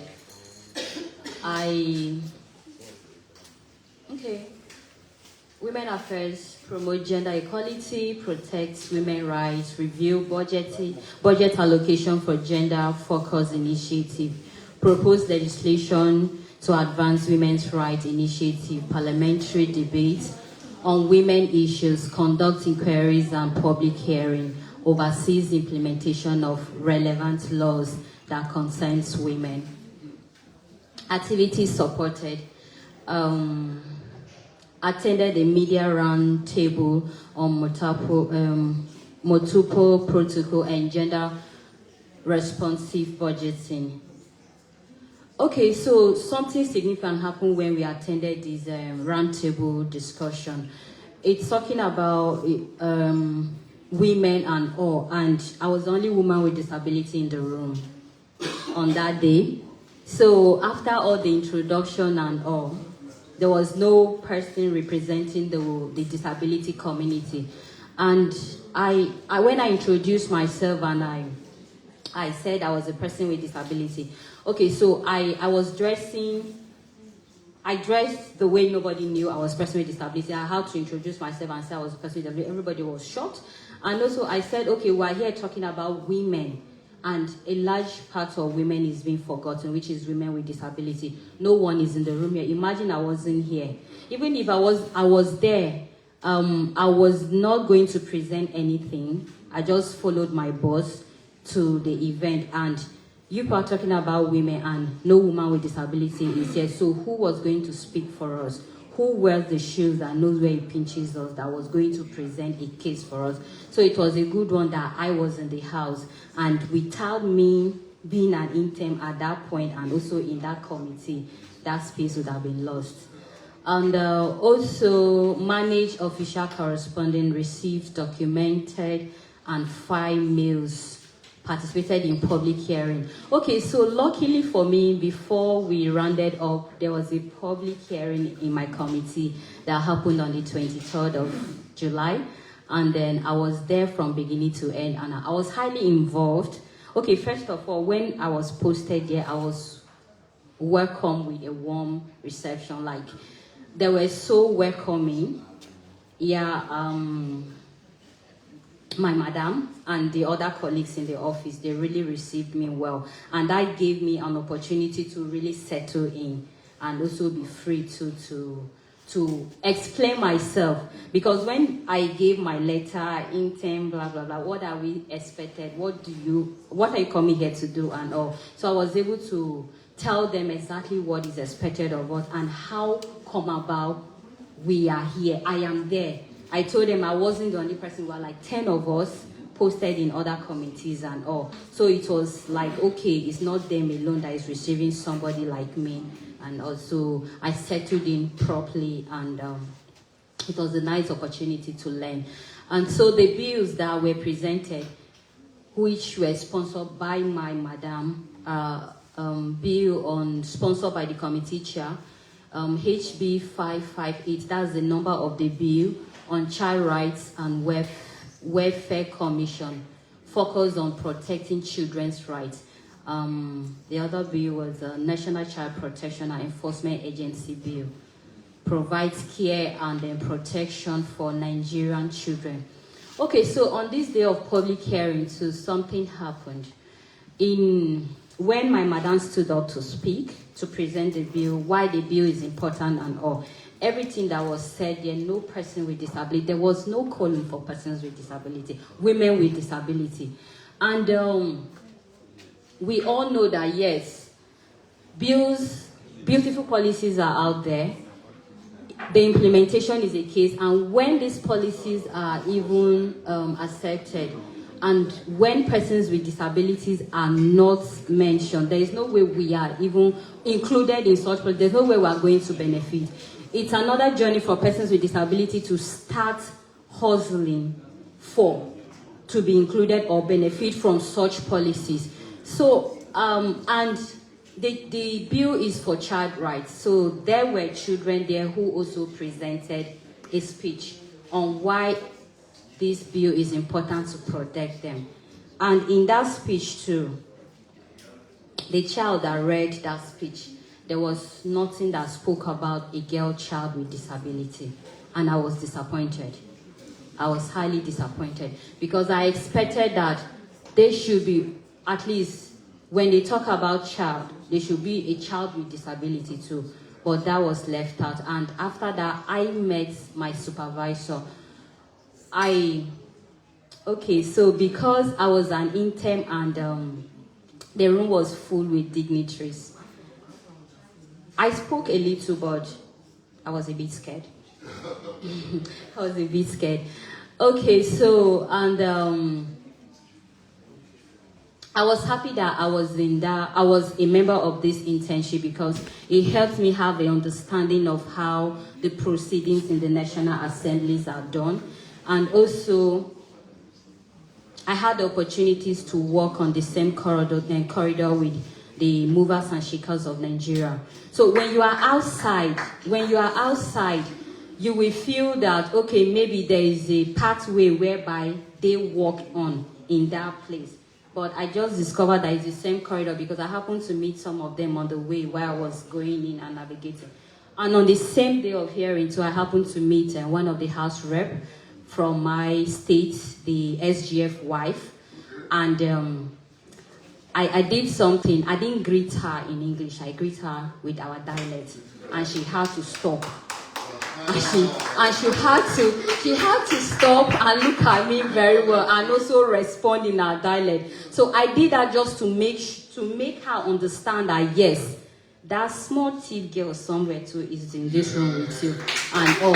So it was a very good opportunity, and I'm grateful to EU for making it possible and for TAF Africa for this wonderful initiative. Without them, I think this won't happen. Observations and challenges. Accessibility issues at the National Assembly. Okay, one of my colleagues talked about transportation, that they use a lot of the stipends for transportation, those that don't have cars or not. Even those that have cars, you need to buy fuel. It's not water that you fetch and put. So transportation has been a challenge. And one of the areas I am pleading for TAF to look into, area of assessing the National Assembly. There are a lot of times that I have a very big challenge entering from the first gate, the checkpoint. So one of the recommendations, and I will be recommending is, I think our later years, it speaks volume once you show it, but the security, I always say a poor man really hates a poor man. Because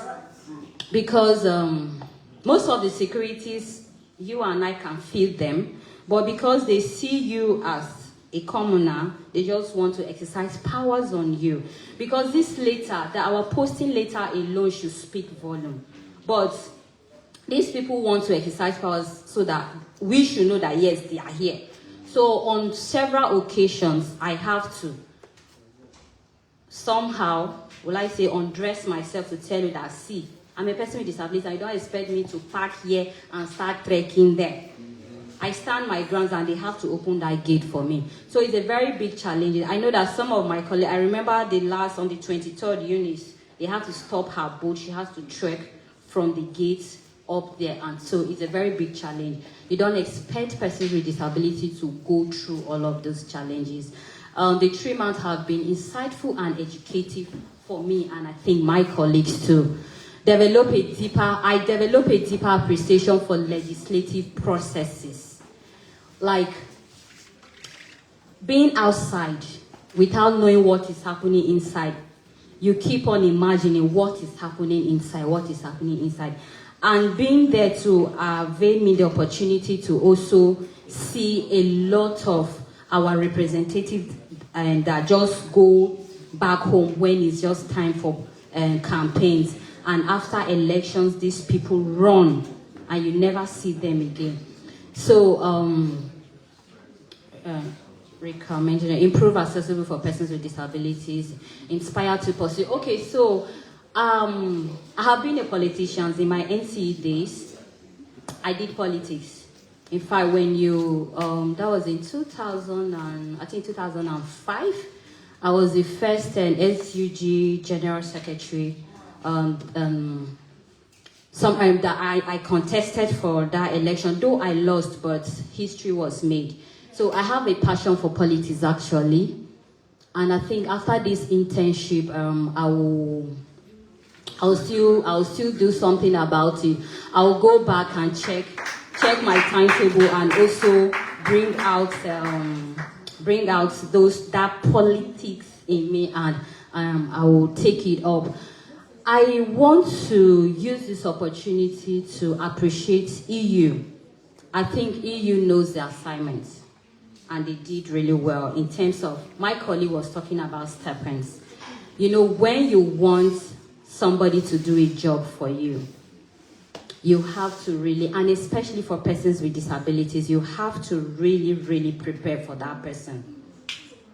Even if among the 10 of us, we were not serious about this internship, but the motivation was there. So there was no excuse. There was no excuse at all. And then this 3 months is lifetime experience. I know a lot of people out there are wishing to have this opportunity. So I am pleading with EU. They shouldn't stop this opportunity on us just alone, and not even just in the FCT. I am pleading for this opportunity to go down to the state and also the local government. As little as local government grassroots is, those chairmen, the moment they are given these positions, their village, the people they represent don't see them again. So I am pleading that this opportunity does not stop with us. It goes down to the state and also the local government. And to TAF Africa, you guys are doing amazing jobs. And we, the persons with disabilities, we, the right holders, are proud of you. Thank you.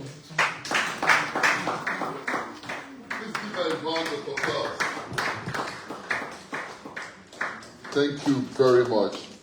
While she was making her presentation, one of our guests came in the person of the Executive Secretary of the National Commission for Persons with Disability.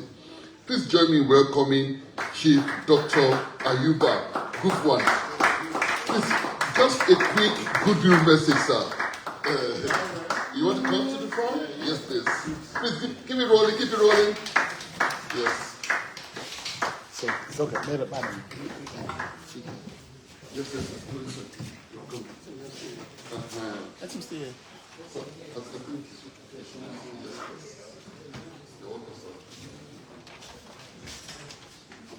Sorry. Thank you so very much for this wonderful opportunity. I think since I became the Executive Secretary of the Commission, I've never had a day as busy as this. And because of the importance that I attach to this event, I didn't delegate. So normally what we do is we send, you have several directors that help you do one thing or the other, but I had made up my mind that I was going to be here. And unfortunately, I thank God for the privilege that I made it before you guys close. This is my 4th event, and it's been excellent. I wish to appreciate the EU, the TAF Africa, for their deep involvement in disability in general. I listened to the last speaker before me, talked about several issues, but certainly we in the disability community were a huge population that cannot be ignored. Because I prepared a brief remark, and I think within the time available, I can go very briefly to do. Thank you so very much, guests, for this very rare occasion. In my last event before here, we were told not to take long time on protocols. And so everyone that came up simply said, I stand on the existing protocol, I stand on the existing protocol. Now for me, I wasn't standing. So it was difficult for me. I didn't know what to say. What should people in the wheelchair say?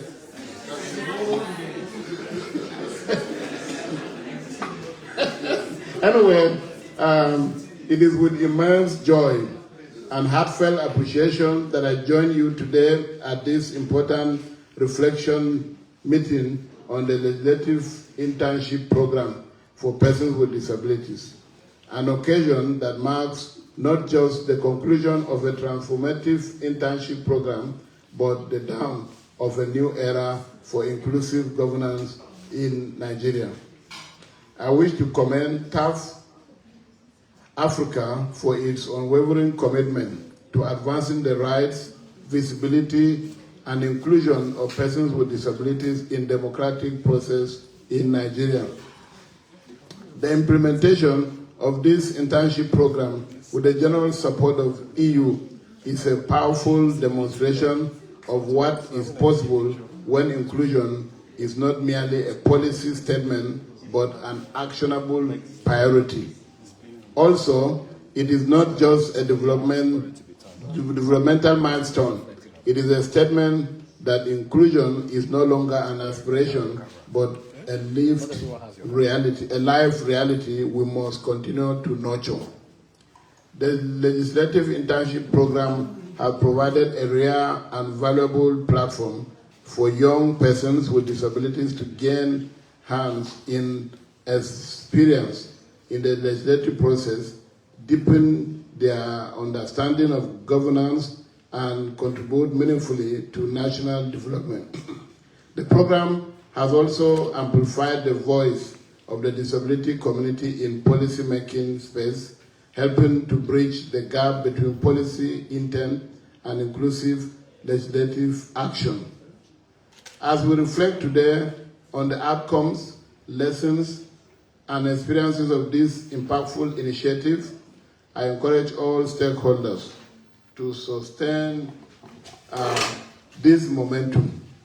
Let us continue to invest in the potential of persons with disabilities, not out of charity, but out of recognition of their rights and capabilities as equal citizens of this nation. The National Commission for Persons with Disabilities remains committed to working collaboratively with stakeholders to promote inclusive governance, empower persons with disabilities, and ensure full implementation of the Discrimination Against Persons with Disabilities Prohibition Act 2018. To our remarkable interns, you have walked the corridors of power not merely as observers, but as contributors. You have planted seeds of equity in places where silence once prevailed. The knowledge you have gained, the network you have built, and the courage you have shown are powerful tools with which to shape a future that is truly accessible and just. I celebrate your courage, resilience, and determination. You are pioneers and advocates. I urge you to continue engaging with the democratic process, take up leadership roles, and inspire others with your journey. To our partners at TAF Africa and the EU, thank you for championing disability inclusion in such a practical and impactful way. We look forward to more collaborative initiatives with you, that will strengthen the civic and political participation of persons with disabilities in Nigeria. Once again, congratulations to all participants and stakeholders. May the outcome of this reflection lead to even greater opportunities for inclusion for all. Thank you and God bless.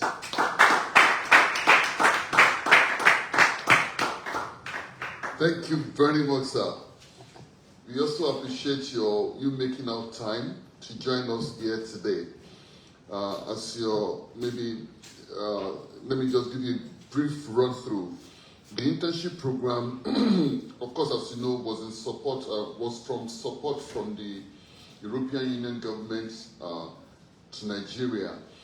The programs that they're currently running cuts across 5 programs, for which disability inclusion and working with internally displaced persons forms component 5B of the program. One of the aspects to promote inclusion is this internship program, which we have just concluded at the National Assembly. And like 10 committees were selected, strategically selected, because there are some committees that we wish we can deploy to, but we didn't deploy to. But of course, maybe subsequently, we deploy to them. So the interns have served, and now we are just listening to lessons from the internship program, and we also give some members of the assembly, maybe some committee clerks, some staff of the assembly, to say 1 or 2 words on how the internship program has affected their life. So we are happy that you can join us, and we thank you for coming. Please, let's give a round of applause again. So next, I'm going to call on Ogundare Bashirat. Ogundare Bashirat Omowunmi.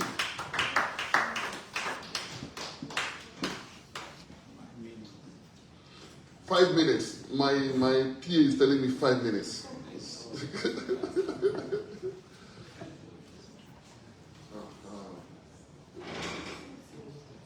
let me tell you something about Bashirat that you don't know. You know, she has this email that is very wonderful. Her email is Timidabira Oluwa. And I got to know that is somebody's name. So maybe I will allow her to talk about that to that email and the person's name. Please give her a round of applause.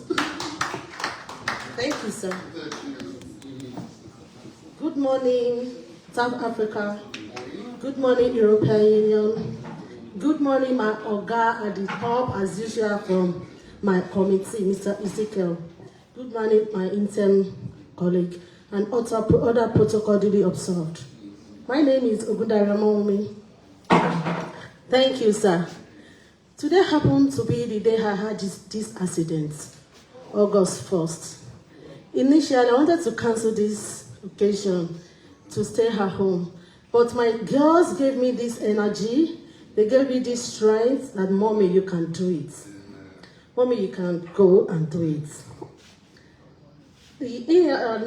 South Africa gave me opportunity to mingle with other people, to see another side of the world, that disability is not just a disease. It's not a disease. Every one of us will carry one disability or the other. The physical one that we'll see is the one that people see in you. But the other one in you that is not physical, other people carry it along. Sorry, let me come back to the name Fimi Dabira. Yes. The name Fimi Dabira is Fimi Oluwa. She is Fimi Oluwa. God uses me to praise God. And Oluwa Dabira, which means God of wonders. That's my business name anyway, Fimi Dabira. Let me now go to the business of the day. I'm an intern posted to the Committee of Education and Basics. Yes, introduction. The House Committee on Basic Education and Services is a standing committee of Nigerian House of Representatives, saddled with the responsibility of basic education policies in Nigeria. Activities supported. The committee has monitored and supervised various functions, such as technical and vocational education and training initiative, in which a flagship program of the Federal Ministry of Education designed to equip young Nigerians with practical skills for employment and entrepreneurship. The committee has also monitored and supervised various functions, such as a 4-day training of master training on stimulating teachers' responsiveness in digital education, STRIDE, and supporting pedagogical in network teachings. Also, during my intern, the committee also worked on establishing the Gifted and Intelligence Center in the 6th geopolitical zone, and the report was laid at the meeting. And also the committee jurisdiction, we have Federal Ministry of Education, Universal Basic Education, Teacher Registration Council of Nigeria, TRCN, National Mathematical Center, all Unities College, Nigerian Education Research and Development Council, National Institute for Education Planning and Administration, and last but not the least, National Senior Secondary Education. And key outcome, the Committee of Basic Education and Services at Lower House, headed by Honorable Mark Bako and Clerk of the Committee, Ms. Gloria Gaba, has played a vital role in monitoring and evaluating federal government's intervention, including distribution of funds under the Ugben centers. Yes, the committee, through partnership with certified training centers across the country, offered tuition fee training, monthly stipend, and startup support for selected trade high demand sectors. Next, please.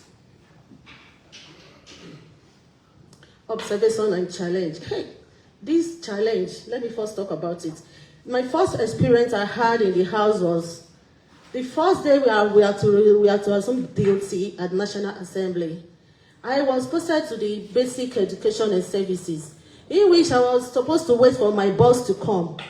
I was waiting for Miss Angel, Honorable, and all that. I was already in my office. There was one space that was opened. One lady came, the lady that brought us to that office, she left. She now said, please, you people can sit at that space. Do you know the next thing that happened? The lady that was supposed to be in that cubicle just entered. She shouted, what are you people? What are you doing here? I don't care who you are. I don't care. I see the ground should open and I should enter. Thank God I have my strong people that, hey, Miss Angel and the Honorable, they were my backbone because they already knew I wanted to start crying. And I wanted to tell her that, Madam, what did you take us for? But the spirit in me just calmed down. I didn't be my normal business day. Somebody cannot just harass me like that. Because I wanted to tell her that you look at us, do we look like a pauper? Are we here to beg for you? We are posted here to do a particular program. You're supposed to address us in a proper manner. This is an office. But the following day, my dear brothers and sisters, I went to the office. I saw the woman. She's the first person to enter. My boss has not come. I sat at far places before the office. The woman said, Madam, is it because of yesterday? I did not answer her. I said, if I should answer you, it will turn to another thing because you have ridiculed me because I'm wearing prosthesis.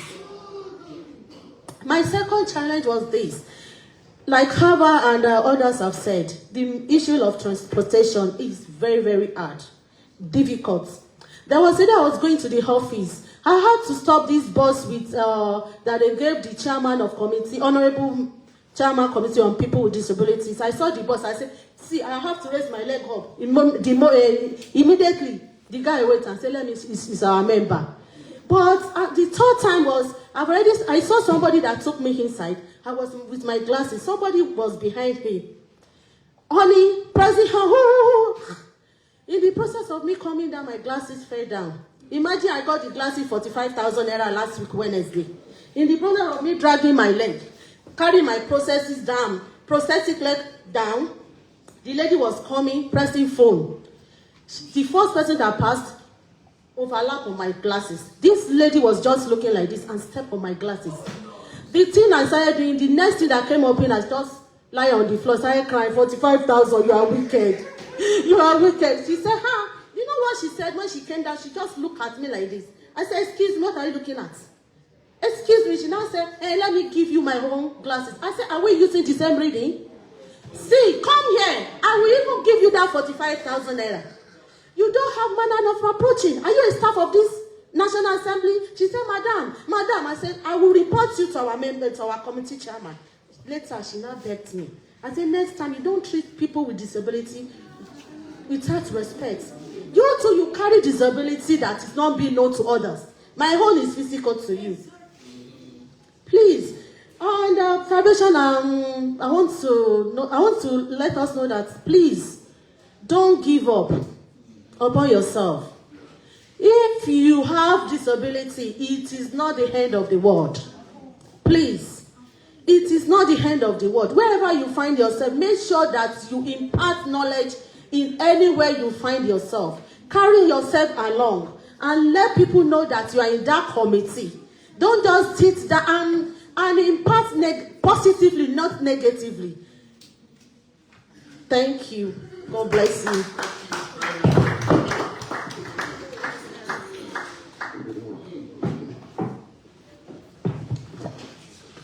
Thank you very much, Ogundare, Bashira, and Omowunmi. Next, I'm going to call on Barrister Festus Ikechukwu Okpeh to give us his own report. Please give him a round of applause.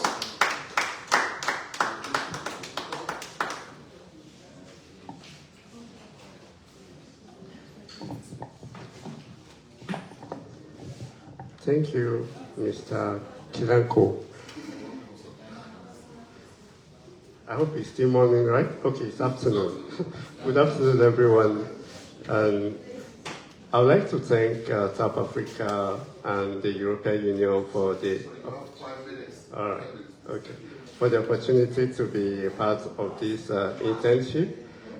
If not for anything, at least the first time I went to the National Assembly, I spent like almost 3 hours without actually meeting the person I went to see, because everywhere was, you don't even know where to go to. But at least now I can move from White House to the House of Representatives like an honorable member, you know, navigating everywhere. So at least it's a very good thing. And my name is Festus Ikechukwu Okpeh. I'm one of the legislative interns. I was posted to the Committee on Land Transport. The committee is responsible for oversighting Ministry of Transport, the Railway Corporation, and any other thing that has to do with transport, and including budgeting and all that.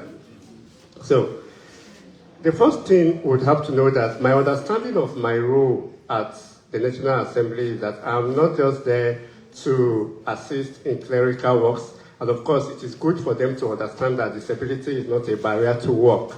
So by doing those work, they actually know that we can work. But beyond that, I was looking at how do I ensure that the work of the committee is able to mainstream disability in their oversight functions, especially as we'll get to see. So one of the key successes for me was to be able to discuss legislative oversight with the committee, helping to raise their curiosity and interest in this regard. So by being able to engage them and even discuss disability with them, I think it got them interested to know even more about issues pertaining to persons with disabilities, especially when it has to do with transportation. I was able also to study the 2025 budget, and it provided an opportunity for me to be able to actually see what these budgets are, the official budget, what are the provisions of this budget, and what is provided for persons with disabilities. And of course, as we get to see, we understand what these gaps are and what I try to do to help the committee going forward in this regard. So by studying the budget, I was able to uncover disability gaps within this budget, and I advised and made salient recommendations as to how they can remedy these gaps. So one of the things I did to remedy these gaps was to draft a note on inclusive budgetary oversight for the committee. This is really important because all my colleagues, everything they have said, from Shamsiyyah talking about the green card, the monies, the provisions, infrastructure, everything comes down to one fundamental problem, and that is budgeting. So if you don't have an inclusive budget, you can't provide for anything. In the assembly, something as small as a spoiled switch, you have to write. There is a lot of bureaucracies. You have to write to repair a switch on the wall in our office. In fact, up to now, it has not been repaired because there are a lot of, so everything just has to be budgeted. If it is not in the budget, you can't do anything. So to actually provide for all this, you have to budget it.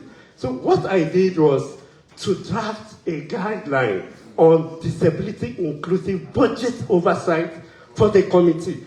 Because when I studied the budget, what I saw was that, please, can you pull up, Mr. Tefa, if you can just pull up the annex to this note on the budget. I want to show you a practical example of what one word can do to transform the transport sector, the transport system in Nigeria. Because if... Okay, I needed you to open the note itself because I have an alternative budget. Okay, it's part of this slide, right? So, okay.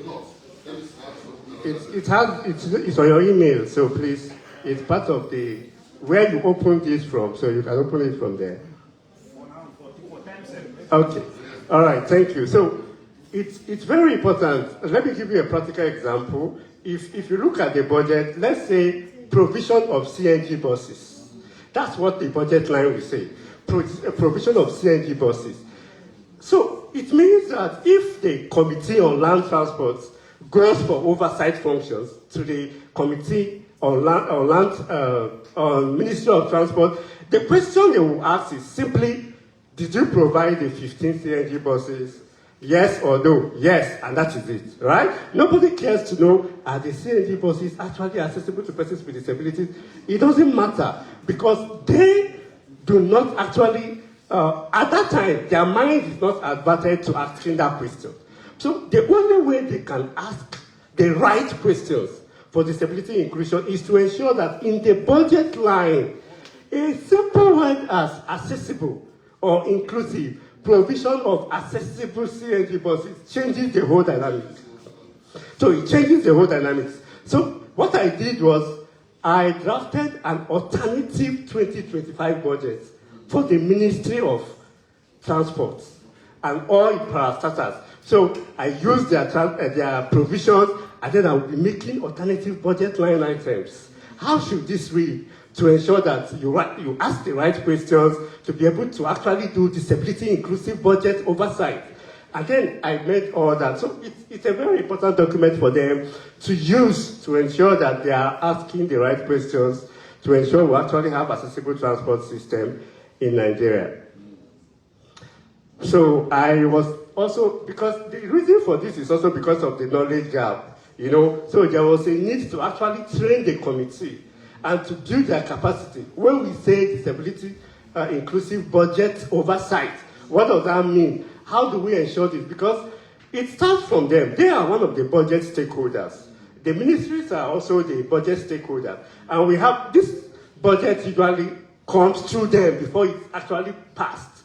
So if they can begin to nip it to the board, okay, the ministry has brought this budget before us during the budget defense, this line item is not reading correctly. Please, can you add this, add that, because they have that duty, they have that power to actually effect those. So it trickles down and then mainstream through the processes, throughout the parastatals and the ministries in which they have oversight. So that is an important legislative function for them. So in terms of, please, can you move to the next slide? The challenges. I think we have limited core community activities, such as oversight and exercise. I was actually looking forward to being a part of an oversight exercise, but it didn't happen. And for me, this is one of the core functions of the committee that I would have loved to witness, but they were not there, probably because there are so many processes for them to get to that stage, so it wasn't happening. So there is also the problem of limited tasks assigned, and then no access to schedule, probably because it wasn't just there at the time. And there was some limited support from TAF Africa to remedy certain gaps uncovered. And I think I will speak more on this when I make recommendations, because it is important that probably this will be part of the project going forward with the next interns, and also the way you can engage with the alumni of this internship. So please, the next slide. So we are on recommendations. So I would like to, So I would like to see a much more, South Africa should be able to liaise more with the committees even before you send the interns. While I was there, what I discovered that Aver had explained how she was able to discuss with her committee, tell them what she was there to do, and they were able to. I also have the same challenge. I have to explain myself, and sometimes you keep explaining yourself, and a member of the committee comes back the next day, you have to explain yourself, and you just keep. The bottom line is some of them did not actually understand what we were there to do. Most of them, at least in the case of my own committee, they thought that maybe we were just core members, but our function there was different from the core members. So I think if there is a much more synergy between the TAF Africa and the committees themselves, where the interns will be sent, it will go a long way to make the internship very much seamless. And I talked about the issue of capacity building. So I would recommend that going forward, probably as a way of also engaging the alumni, sometimes when we discover this gap, then if it is possible to support the alumni to be able to, remedy those gaps. I will give you a particular example in my own case. By studying the budget of the Ministry of Transport and Infrastructure, I discovered that they lack the capacity to actually make an inclusive budget. So the next thing is to do a training for them and all the budget stakeholders, bring all the budget stakeholders together, do a capacity building for them to be able to actually remedy that gap. Because they have to understand the twin-track approach to budgeting.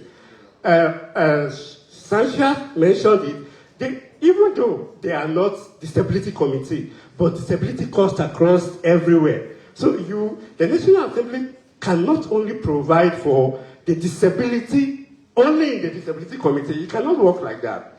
You provide for disability both in the disability committee and in the functions of all the other committees. And to do that is by way of building their capacity in that regard. I actually drafted a concept and I sent to TAF Africa seeking their support to actually do that for them. But unfortunately, that cannot be covered by this budget cycle. But I want to believe that it could be a way of engaging the alumni afterwards to be able to remedy some of these gaps. So I think there are other challenges you can find there, but these are just some of the important issues I would like to just bring forward to the fore. Thank you very much. Thank you very much, Barrister Festus. You've been quite instrumental and effective in working in the Assembly. Thank you very much. While we were listening to Festus, our mommy from the House of Representatives walked in the person of Mrs. Ikechukwu. She's the clerk of the House Committee on Disability Inclusion. Please let's give her a round of applause. I don't know whether you want to say a quick word, one or two, could be message, even if you only to say you're welcome and God bless you, and you can just sit down before. Yes, please. Thank you. Please let's give her another round of applause. She's the mother of all the interns that we deployed to the Assembly. Good afternoon, Ma. I'm very sorry I came late. I have other things I'm doing. I have to make sure I'm here today to witness this. And as I can see, so many of my people are here. In fact, I'm happy. Rest work with me. I can see Angel, all of you. They all did well with us in National Assembly during their internship. And I'm happy to be here today. As they are going, I pray God will be with you. Yes. We are all working towards achieving one goal.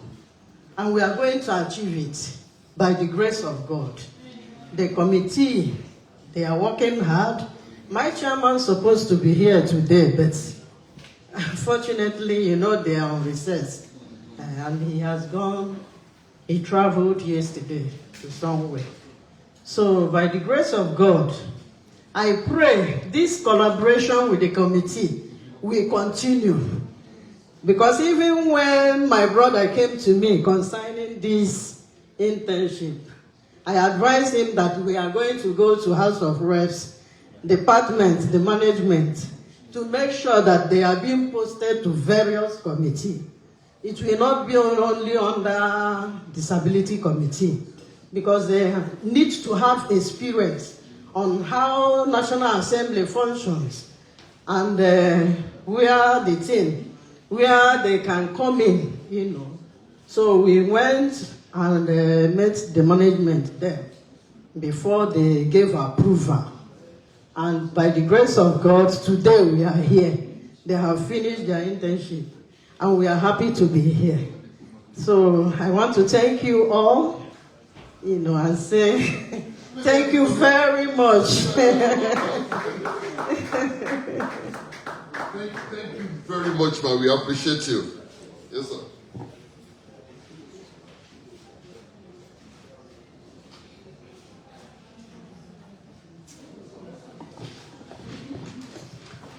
Okay, so my attention has just been drawn to the fact that our Muslim brothers need to go and pray by 1:30. Brothers and sisters, sorry. Before you say I'm not gender sensitive. Oh, yes. So this is what we are going to do quickly before 1:30. I'm going to call on Angel and Ugben to give us the last experiences from the House of Representatives, from the internship at the House of Representatives. Hope they can stick to 5 minutes each. It's only you and Angel that is remaining. Wait first. Sorry, you want to say something? Angel and yourself are the only two remaining. I'm hoping that you stick to 5 minutes straight. And then we'll take quick questions around what has happened. I hope we can round that up within another 5 minutes. So that will bring us to 1:30. So we can break for prayers. Then when we come back for prayers, we'll talk about lunch and whatever we need to do. So let me hand over to Angel for our presentation. Angel, presentation.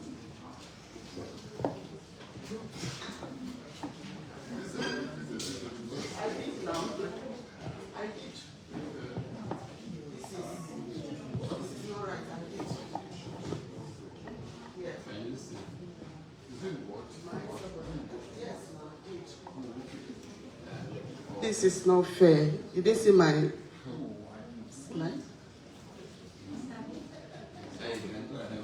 Go ahead and report here, please. I will do it. Good afternoon, everyone. Please permit me to sit on the existing protocol as my ears have said, since I'm not standing.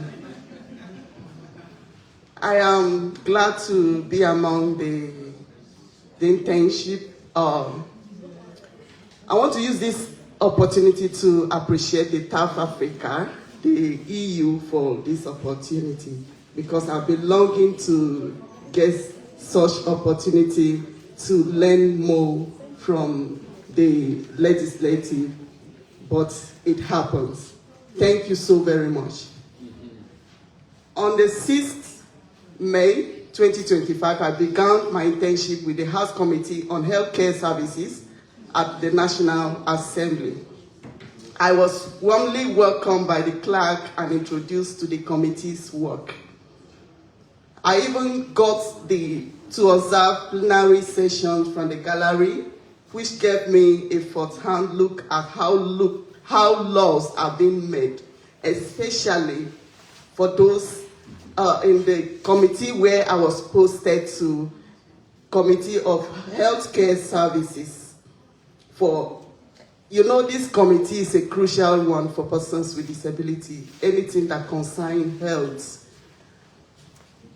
most especially somebody like me on wheelchair. So I was so happy to be in that committee.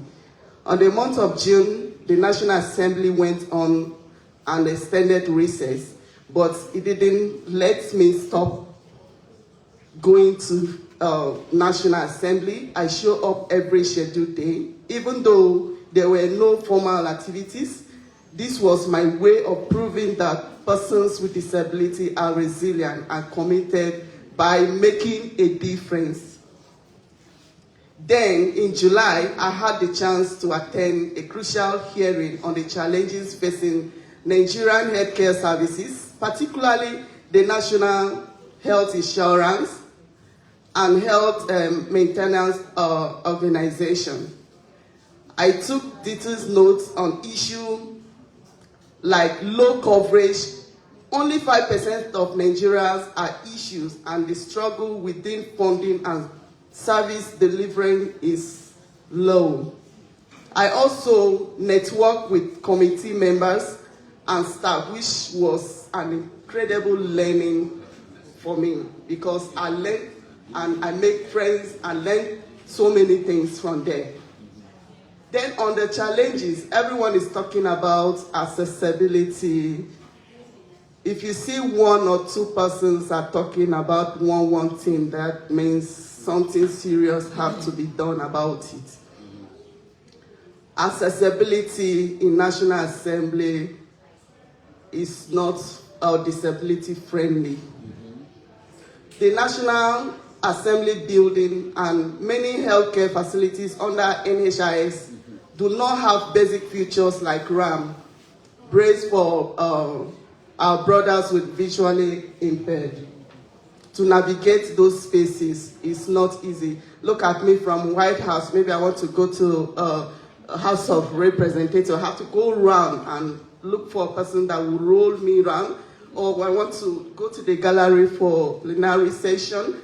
There is no provision like I should go or I have to use the honorables lift to go. You know, it's not easy because I'm not a honorable member.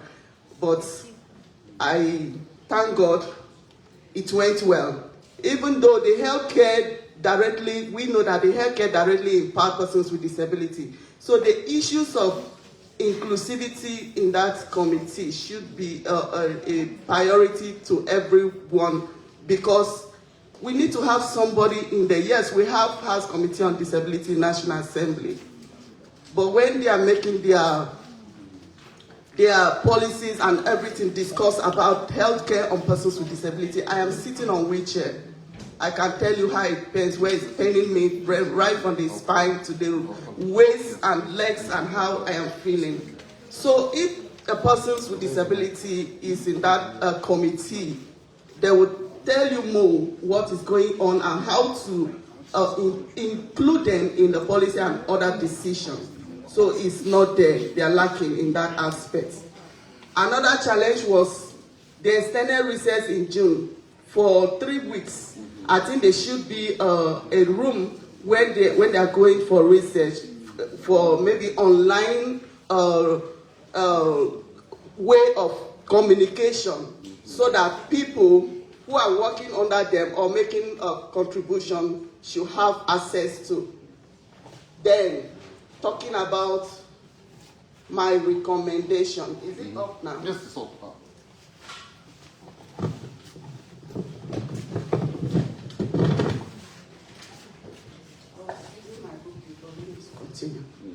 Despite the challenges, I learned so much during my internship. I gained a deeper understanding of how laws are met and the specific barriers in our healthcare services system, like the National Healthcare Services funding delay and how they disproportionately affect persons with disability. It's very, very important. I also saw firsthand the systemic accessibility issues on how political space, which reinforce the need for change. If you ask me, Madam Angel, are you going to contest? I am going there. By God's grace, I hope the TAF Africa and EU will do something about it, like our dear Honorable have said. Support persons with disability to contest. Thank you. To make the internship like mine more inclusive and productive, I have a few recommendations. First, we need to improve physical accessibility by installing ramps, elevators, assistive technologies at the National Assembly. Very, very important. PWD should be included in all relevant committees, not just this level disability matters, not just a House of Disabilities there. When you go here, go and meet your clerk, go and meet your committee. All the committees should have PWDs in that committees. Then, not just, okay, our perspectives are crucial, especially on issues like healthcare services. Then, during the recess period, interns should be given structured tasks on the option to work remotely. It helps. When that is being done, it helps a lot. So these changes won't just benefit me or other persons with disability. They will help build a political landscape where persons with disability can participate fully and contribute to shaping policies that affect everyone. Thank you very much. Yes, please, let's give a round of applause. Apologies, we mixed your presentation up earlier, but we got it back. Hope you are forgiving me. Thank you very much. So sorry, we have someone else from the House of Representatives representing the House Committee on Communication and Technology, in the person of Deputy Clerk, Mrs. Olanrewaju Onireti. You're welcome. Please, do you want to say a few words before we continue, please? Then I will call Rex for his presentation. Please come here so they can capture you. Please, pardon me.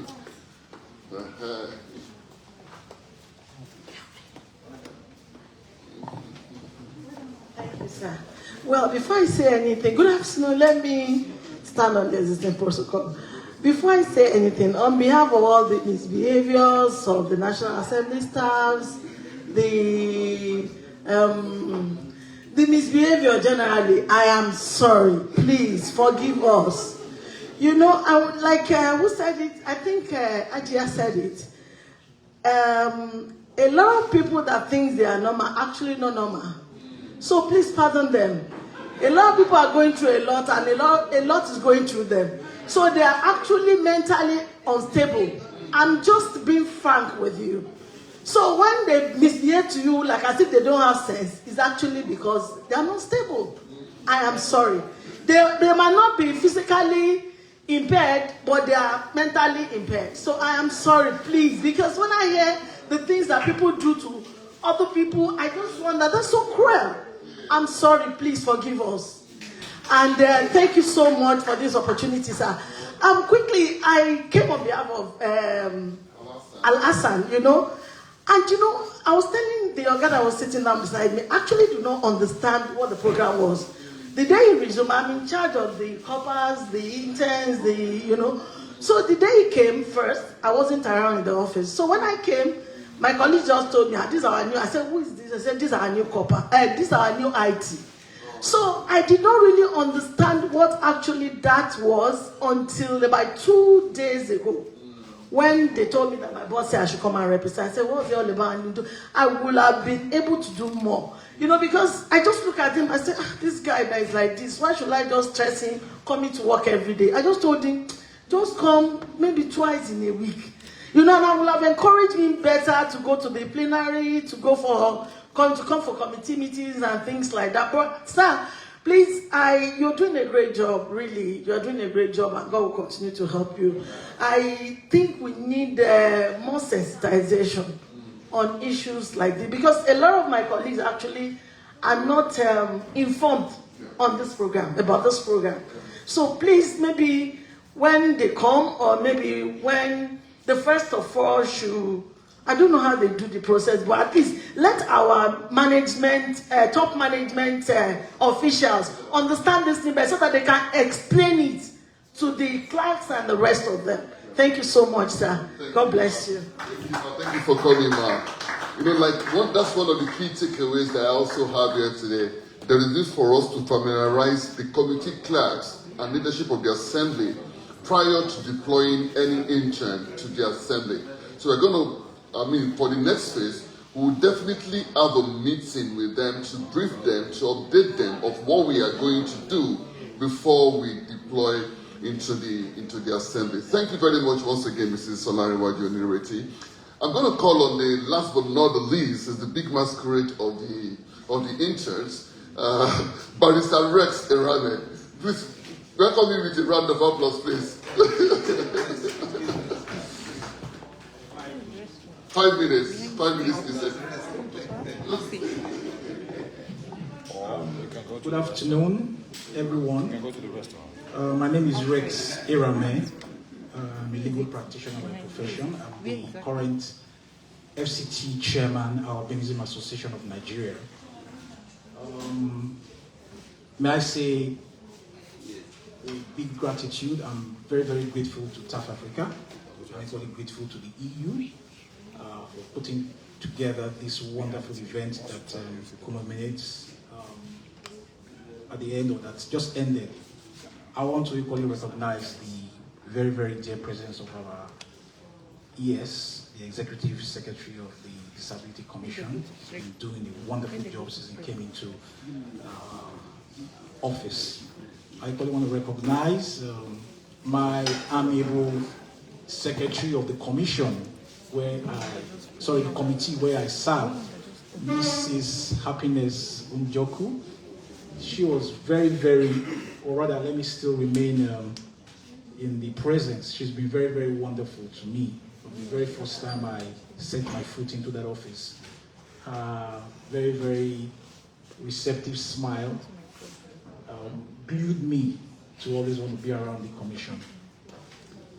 Without wasting time, I was sent to the Committee on Disability. It is interesting to note that upon the establishment or signing into law of the Disability Act in 2018 by our dear former president, the late Muhammadu Buhari, which eventually came into inception in 2019, the mandate of the Disability Act had a timeline of 5 years, upon its expiration, it's supposed to have been implemented. That's the moratorium period.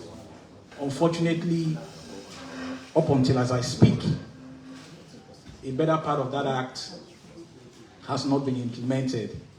I want to believe it's on the strength of that the Disability Committee has been working. I equally want to say a big thank you to the committee chairman, who is, of course, ably represented by the secretary. He's been very wonderful. Together with the members of the committee, they've been doing a wonderful job. It was a privilege and an honor to be part and parcel of this exercise put together by TAF Africa and EU. I've learned a lot. Life is a learning process. Even as a lawyer, you have to keep learning. In a very concise format, I just put together the key successes. I have to move forward a little. So for the key successes, we have the oversight function. So essentially, one of the major fallouts of my internship with the committee, especially came at a time where they were carrying out oversight functions, because the committee was saddled with the responsibility of ensuring the implementation and compliance with the Disability Act. And one of the things they were saddled with doing was to ensure compliance. The Disability Act talks about accessibility to public buildings. It talks about employment and a whole lot more. The committee, under the able leadership of the committee chairman and its members, they did a wonderful job. They decided to embark on oversight functions. This took us to a whole lot of agencies and parastatals. What was the essence of doing that? To see if most of them were complying with the provisions of the Act. And it will surprise you to know that most of the agencies we visited didn't even know that the Act existed. You understand? They didn't even know that there was such an Act. In fact, when most of them were told that such a committee was in their premises, they were shocked. I don't want to mention some of the parastatals we had to, we visited, but one takeaway was that there's serious ignorance, and that's why I talked about sensitization of the general public and government parastatals on the importance of the inclusion of persons with Disability Act and easy access and suitable employment. This totally summarizes what the Act is supposed to do. And thank God for the committee. In their bid to ensure compliance with the Act, they had to carry out these oversight functions. And like I said, not many of them even knew the existence of the Act. And like we say in law, ignorance of the law is not an excuse. But what could we do? What did the committee do? We had to let them know that such an Act exists and gave them some timeline within which we were to come back and ensure and see how far they had complied with the Act. The key successes, as far as I'm concerned, the very, very major key successes was that the committee was able to go on oversight functions. They were able to sensitize the public and the parastatals on the existence of the Act and the importance to comply with the Act. Our challenge is lack of awareness, ignorance, ignorance of the Disability Act.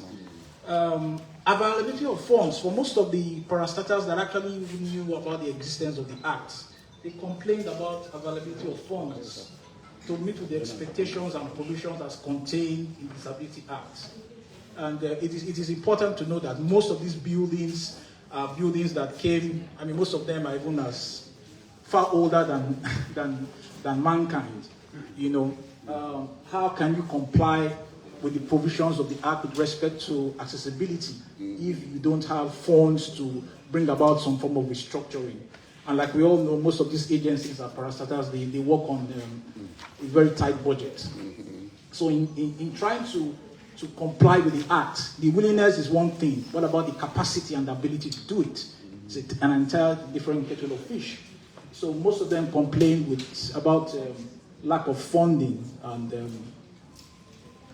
so lessons learned. Constantly remind the people of the importance of the compliance with the Disability Act, the need the need for continuous reminder and sensitization of persons with disability about the Disability Act. In the course of my stay, I came to the understanding that many people are ignorant. You understand? We have to let them know that such an act exists. There's a lot of discrimination too, and all this boils down to the fact that not many people are aware that such an act exists. Not many people are aware that there's a need and there are sanctions if you don't comply with same. And I think the last slide. I suggested areas for improvement. It has to do with funding. And most importantly, I will recommend for sanctions. You know, there must be sanctions for non-compliance. If not, we'll just continue to go on oversight functions. We'll continue to gather here every now and then. But the Act has made provisions for penalties. You know, so I think it's high time we begin to sanction parastatals, agencies that have not been able to comply with accessibility and provisions for employment. And of course, all these cannot be done without money, funding. So I want to appeal to all the necessary stakeholders and government parastatals and whosoever that will be responsible for making funds to ensure that government agencies and the parastatals are properly funded and ensure that not just the funding, adequate supervision of such funds to see that the essence and purpose for which those funds are being provided for with respect to the compliance of the Act are met. That's my presentation in a nutshell. I want to thank every one of you for making our time to be here and listening to me. Thank you so much. God bless all of us. Thank you very much, Barrister Rex. So there's also one of our person from the House Committee on Basic Education and Services, in the person of Mr. Ezekiel Apollos. My apologies for not recognizing you earlier. But please, if you can just come up and give us maybe one word in 1 minute. Maybe if you want a more word, anyway. Give him a round of applause, please. Thank you very much, sir. All protocol duly observed. I most sincerely appreciate TAF Africa for these initiatives. I'm a staff of Committee on Basic Education. My madam's supposed to be here, but she apologized because she has another engagement. And I was honored when I received this invitation from one of our interns who work with us at the committee. One thing that I want to say is that I see resilience in the life of these interns. They were so committed to do their job. Though the time they were posted to the committees, it was time that most of the legislative activities was a bit scanty. I want to beg the leadership of TAF and EU that please next time if you are sending them, liaise with a committee on services so that to know when committee activities is really going on, so that they will have a lot to learn. That is my encouragement. And I want to say I'm privileged to be here to learn a lot. You can see that there is ability in disability. Just as my colleague have rightly pointed out that, please pardon us with our attitudes. National Assembly staff are also facing a lot of challenges, and that is why sometimes you see them reacting somehow. They are normal human beings, but sometimes situations and circumstances put them in such condition. So please understand with them. They are part of Nigerians, and they are part of you. Once again, we say we are sorry for our attitude. Please, you are welcome anytime to the committee to work with us. Thank you so much. Thank you very much. Thank you very much, sir. So we have come to the end of that reflection and a presentation by interns. I just want to know, this is a session for question and clarification now. Sorry, we are trying to round up everything, so once we break, we just from prayers go and have lunch straight. So the questions, clarifications, and comments, and this is directed, at people, maybe the committee clerks, members of the committee which the intern served. Any question, any clarification, any comments, or maybe recommendations that you want to give us as TAF Africa and as the European Union, quickly, 1 minute, 2 minutes, please, Mr. Ezekiel. Any other comments? Clerks, deputy clerks, comments? Thank you. I want to beg TAF and EU, who has been so supportive for this particular program, to also hold a session with committee clerks to give them orientation that, okay, so period, we are going to be sending interns to come and work with you. It will help us, it will go a long way to see that we have rapport during our work. That is one thing I want to recommend. Thank you. Thank you very much. That is well noted. Please come over, ma'am. Madam, I've forgotten the name now. Olanrewaju, yes, please. Okay, sir. I want to suggest that, National Assembly, they have calendars. Yes. I would like to suggest that when you send in interns, send them during the busy time so that they can learn more during the time whereby there are meetings, maybe during the budget processing time, maybe towards the end of the year, you understand? So that they can learn more and know the rudiments of the legislative duties. Thank you very much. That's the key recommendation for us. That's well noted. Mr. Calvin, anyone from you? Don't say anything at this point? No. Okay, thank you. Then, so next we are supposed to present the certificate to the interns today, certificate of completion of their internship. But fortunately, this is supposed to be led by our CEO and founder and Honorable Bashir Daudu. None of them are in the house at the moment. So we might have to postpone that to a later day, but at least that will be in the course of... Good afternoon, EU. Good afternoon, TAF. Good afternoon, my colleagues, intern. And good afternoon to all the National Assembly members who have created time to be here with us. We are grateful.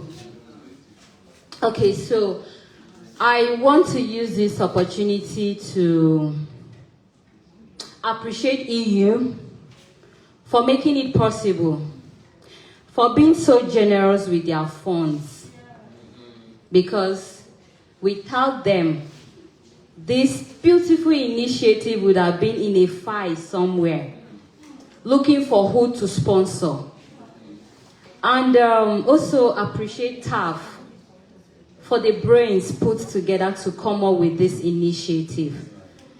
This goes a long way to show that TAF have the interests of persons with disabilities at heart, because this initiative is for people to benefit, not for just staff alone. Like when Sahir was talking about the program activities and how it was rolled out, they made sure that participants come from all the 6 geopolitical zones. That was them being so intentional. What if they were not that intentional? I don't think this village chief girl somewhere would have participated in this. But because they were so intentional, they went to North Central, and I happened to be that one person that was chosen. And so as others in zones too. So on behalf of the 10 interns that benefited from this initiative, I want to say thank you. Thank you for finding us worthy. I know that this opportunity was not handed over to us on the platter of good. We went through application, we applied, and we were qualified, and we were selected. This goes to encourage persons with disabilities out there that when you see an opportunity, please don't hesitate to pick on it. And also to encourage persons with disabilities to prepare themselves for opportunities. When you prepare yourself for an opportunity comes, you will be the right person to go for it. As to my fellow interns, we already have a honorable who contested the election. And the rest of us, yes, even if we don't want to contest the election, I want us to be advocates to our fellow colleagues out there, to encourage them to pick up political activities, encourage others to come up and be involved in the politics of our country. Being at the assembly, I have seen that nothing is impossible. As a person with disability, you can do it if you are determined. So as Oliver Twist asks for more, I am pleading on behalf of the intern that we should not be left alone after today. There should be a kind of a continuation of something, I don't know, but I know TAF will come up with something, and EU will be gladly welcome and embrace that. Yeah. And also, this initiative shouldn't stop with us alone. There are a lot of thousands of persons with disabilities there that need this exposure. Mm-hmm. And like I said earlier, it shouldn't just be at the national. The states, we have persons with disabilities, mm-hmm. the grassroots, local government. Mm-hmm. These people also need this exposure. Mm-hmm. So, on behalf of everyone here in TAF, I say thank you for creating our time to be with us. And as we go back, may the good Lord take us back safely. In Jesus' name. Once again, EU, thank you. Thank you very much, Aver. Thank you very much. So we have come to the end of the program. I believe you all have gotten your lunch tickets. So lunch is served at the restaurant. But in the meantime, this is the beneficiary feedback survey. I think the link has been shared on the group platform for the interns. Okay. Our mommy is in the house. Yes, I know. I've recognized that, but maybe I'll say one word again. So please, if you bring out your phone, you can just take a shot of this, snap it with your phone. Then please kindly fill it. We need this. We need this, please. For interns only. For interns only. Mommy, we have got to the end of the meeting. Give us the blessings. We started with prayer. But we started with a Christian prayer. So then we must have a Muslim prayer. Even if you hide, I think I will not find you.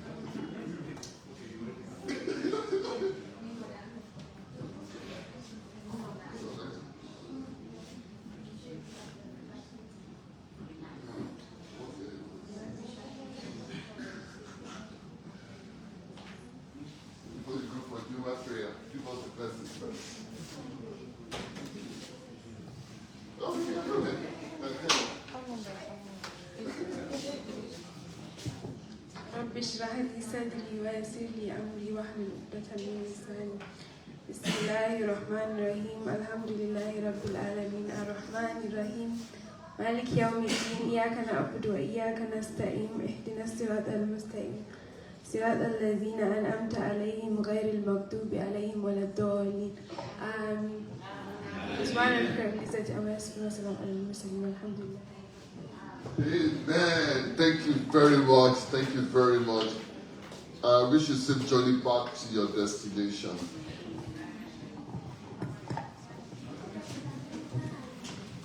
Do you notice that this guy did not say anything? You need to see everything.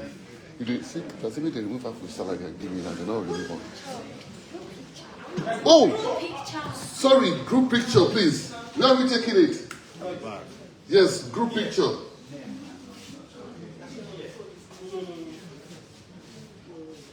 Group picture.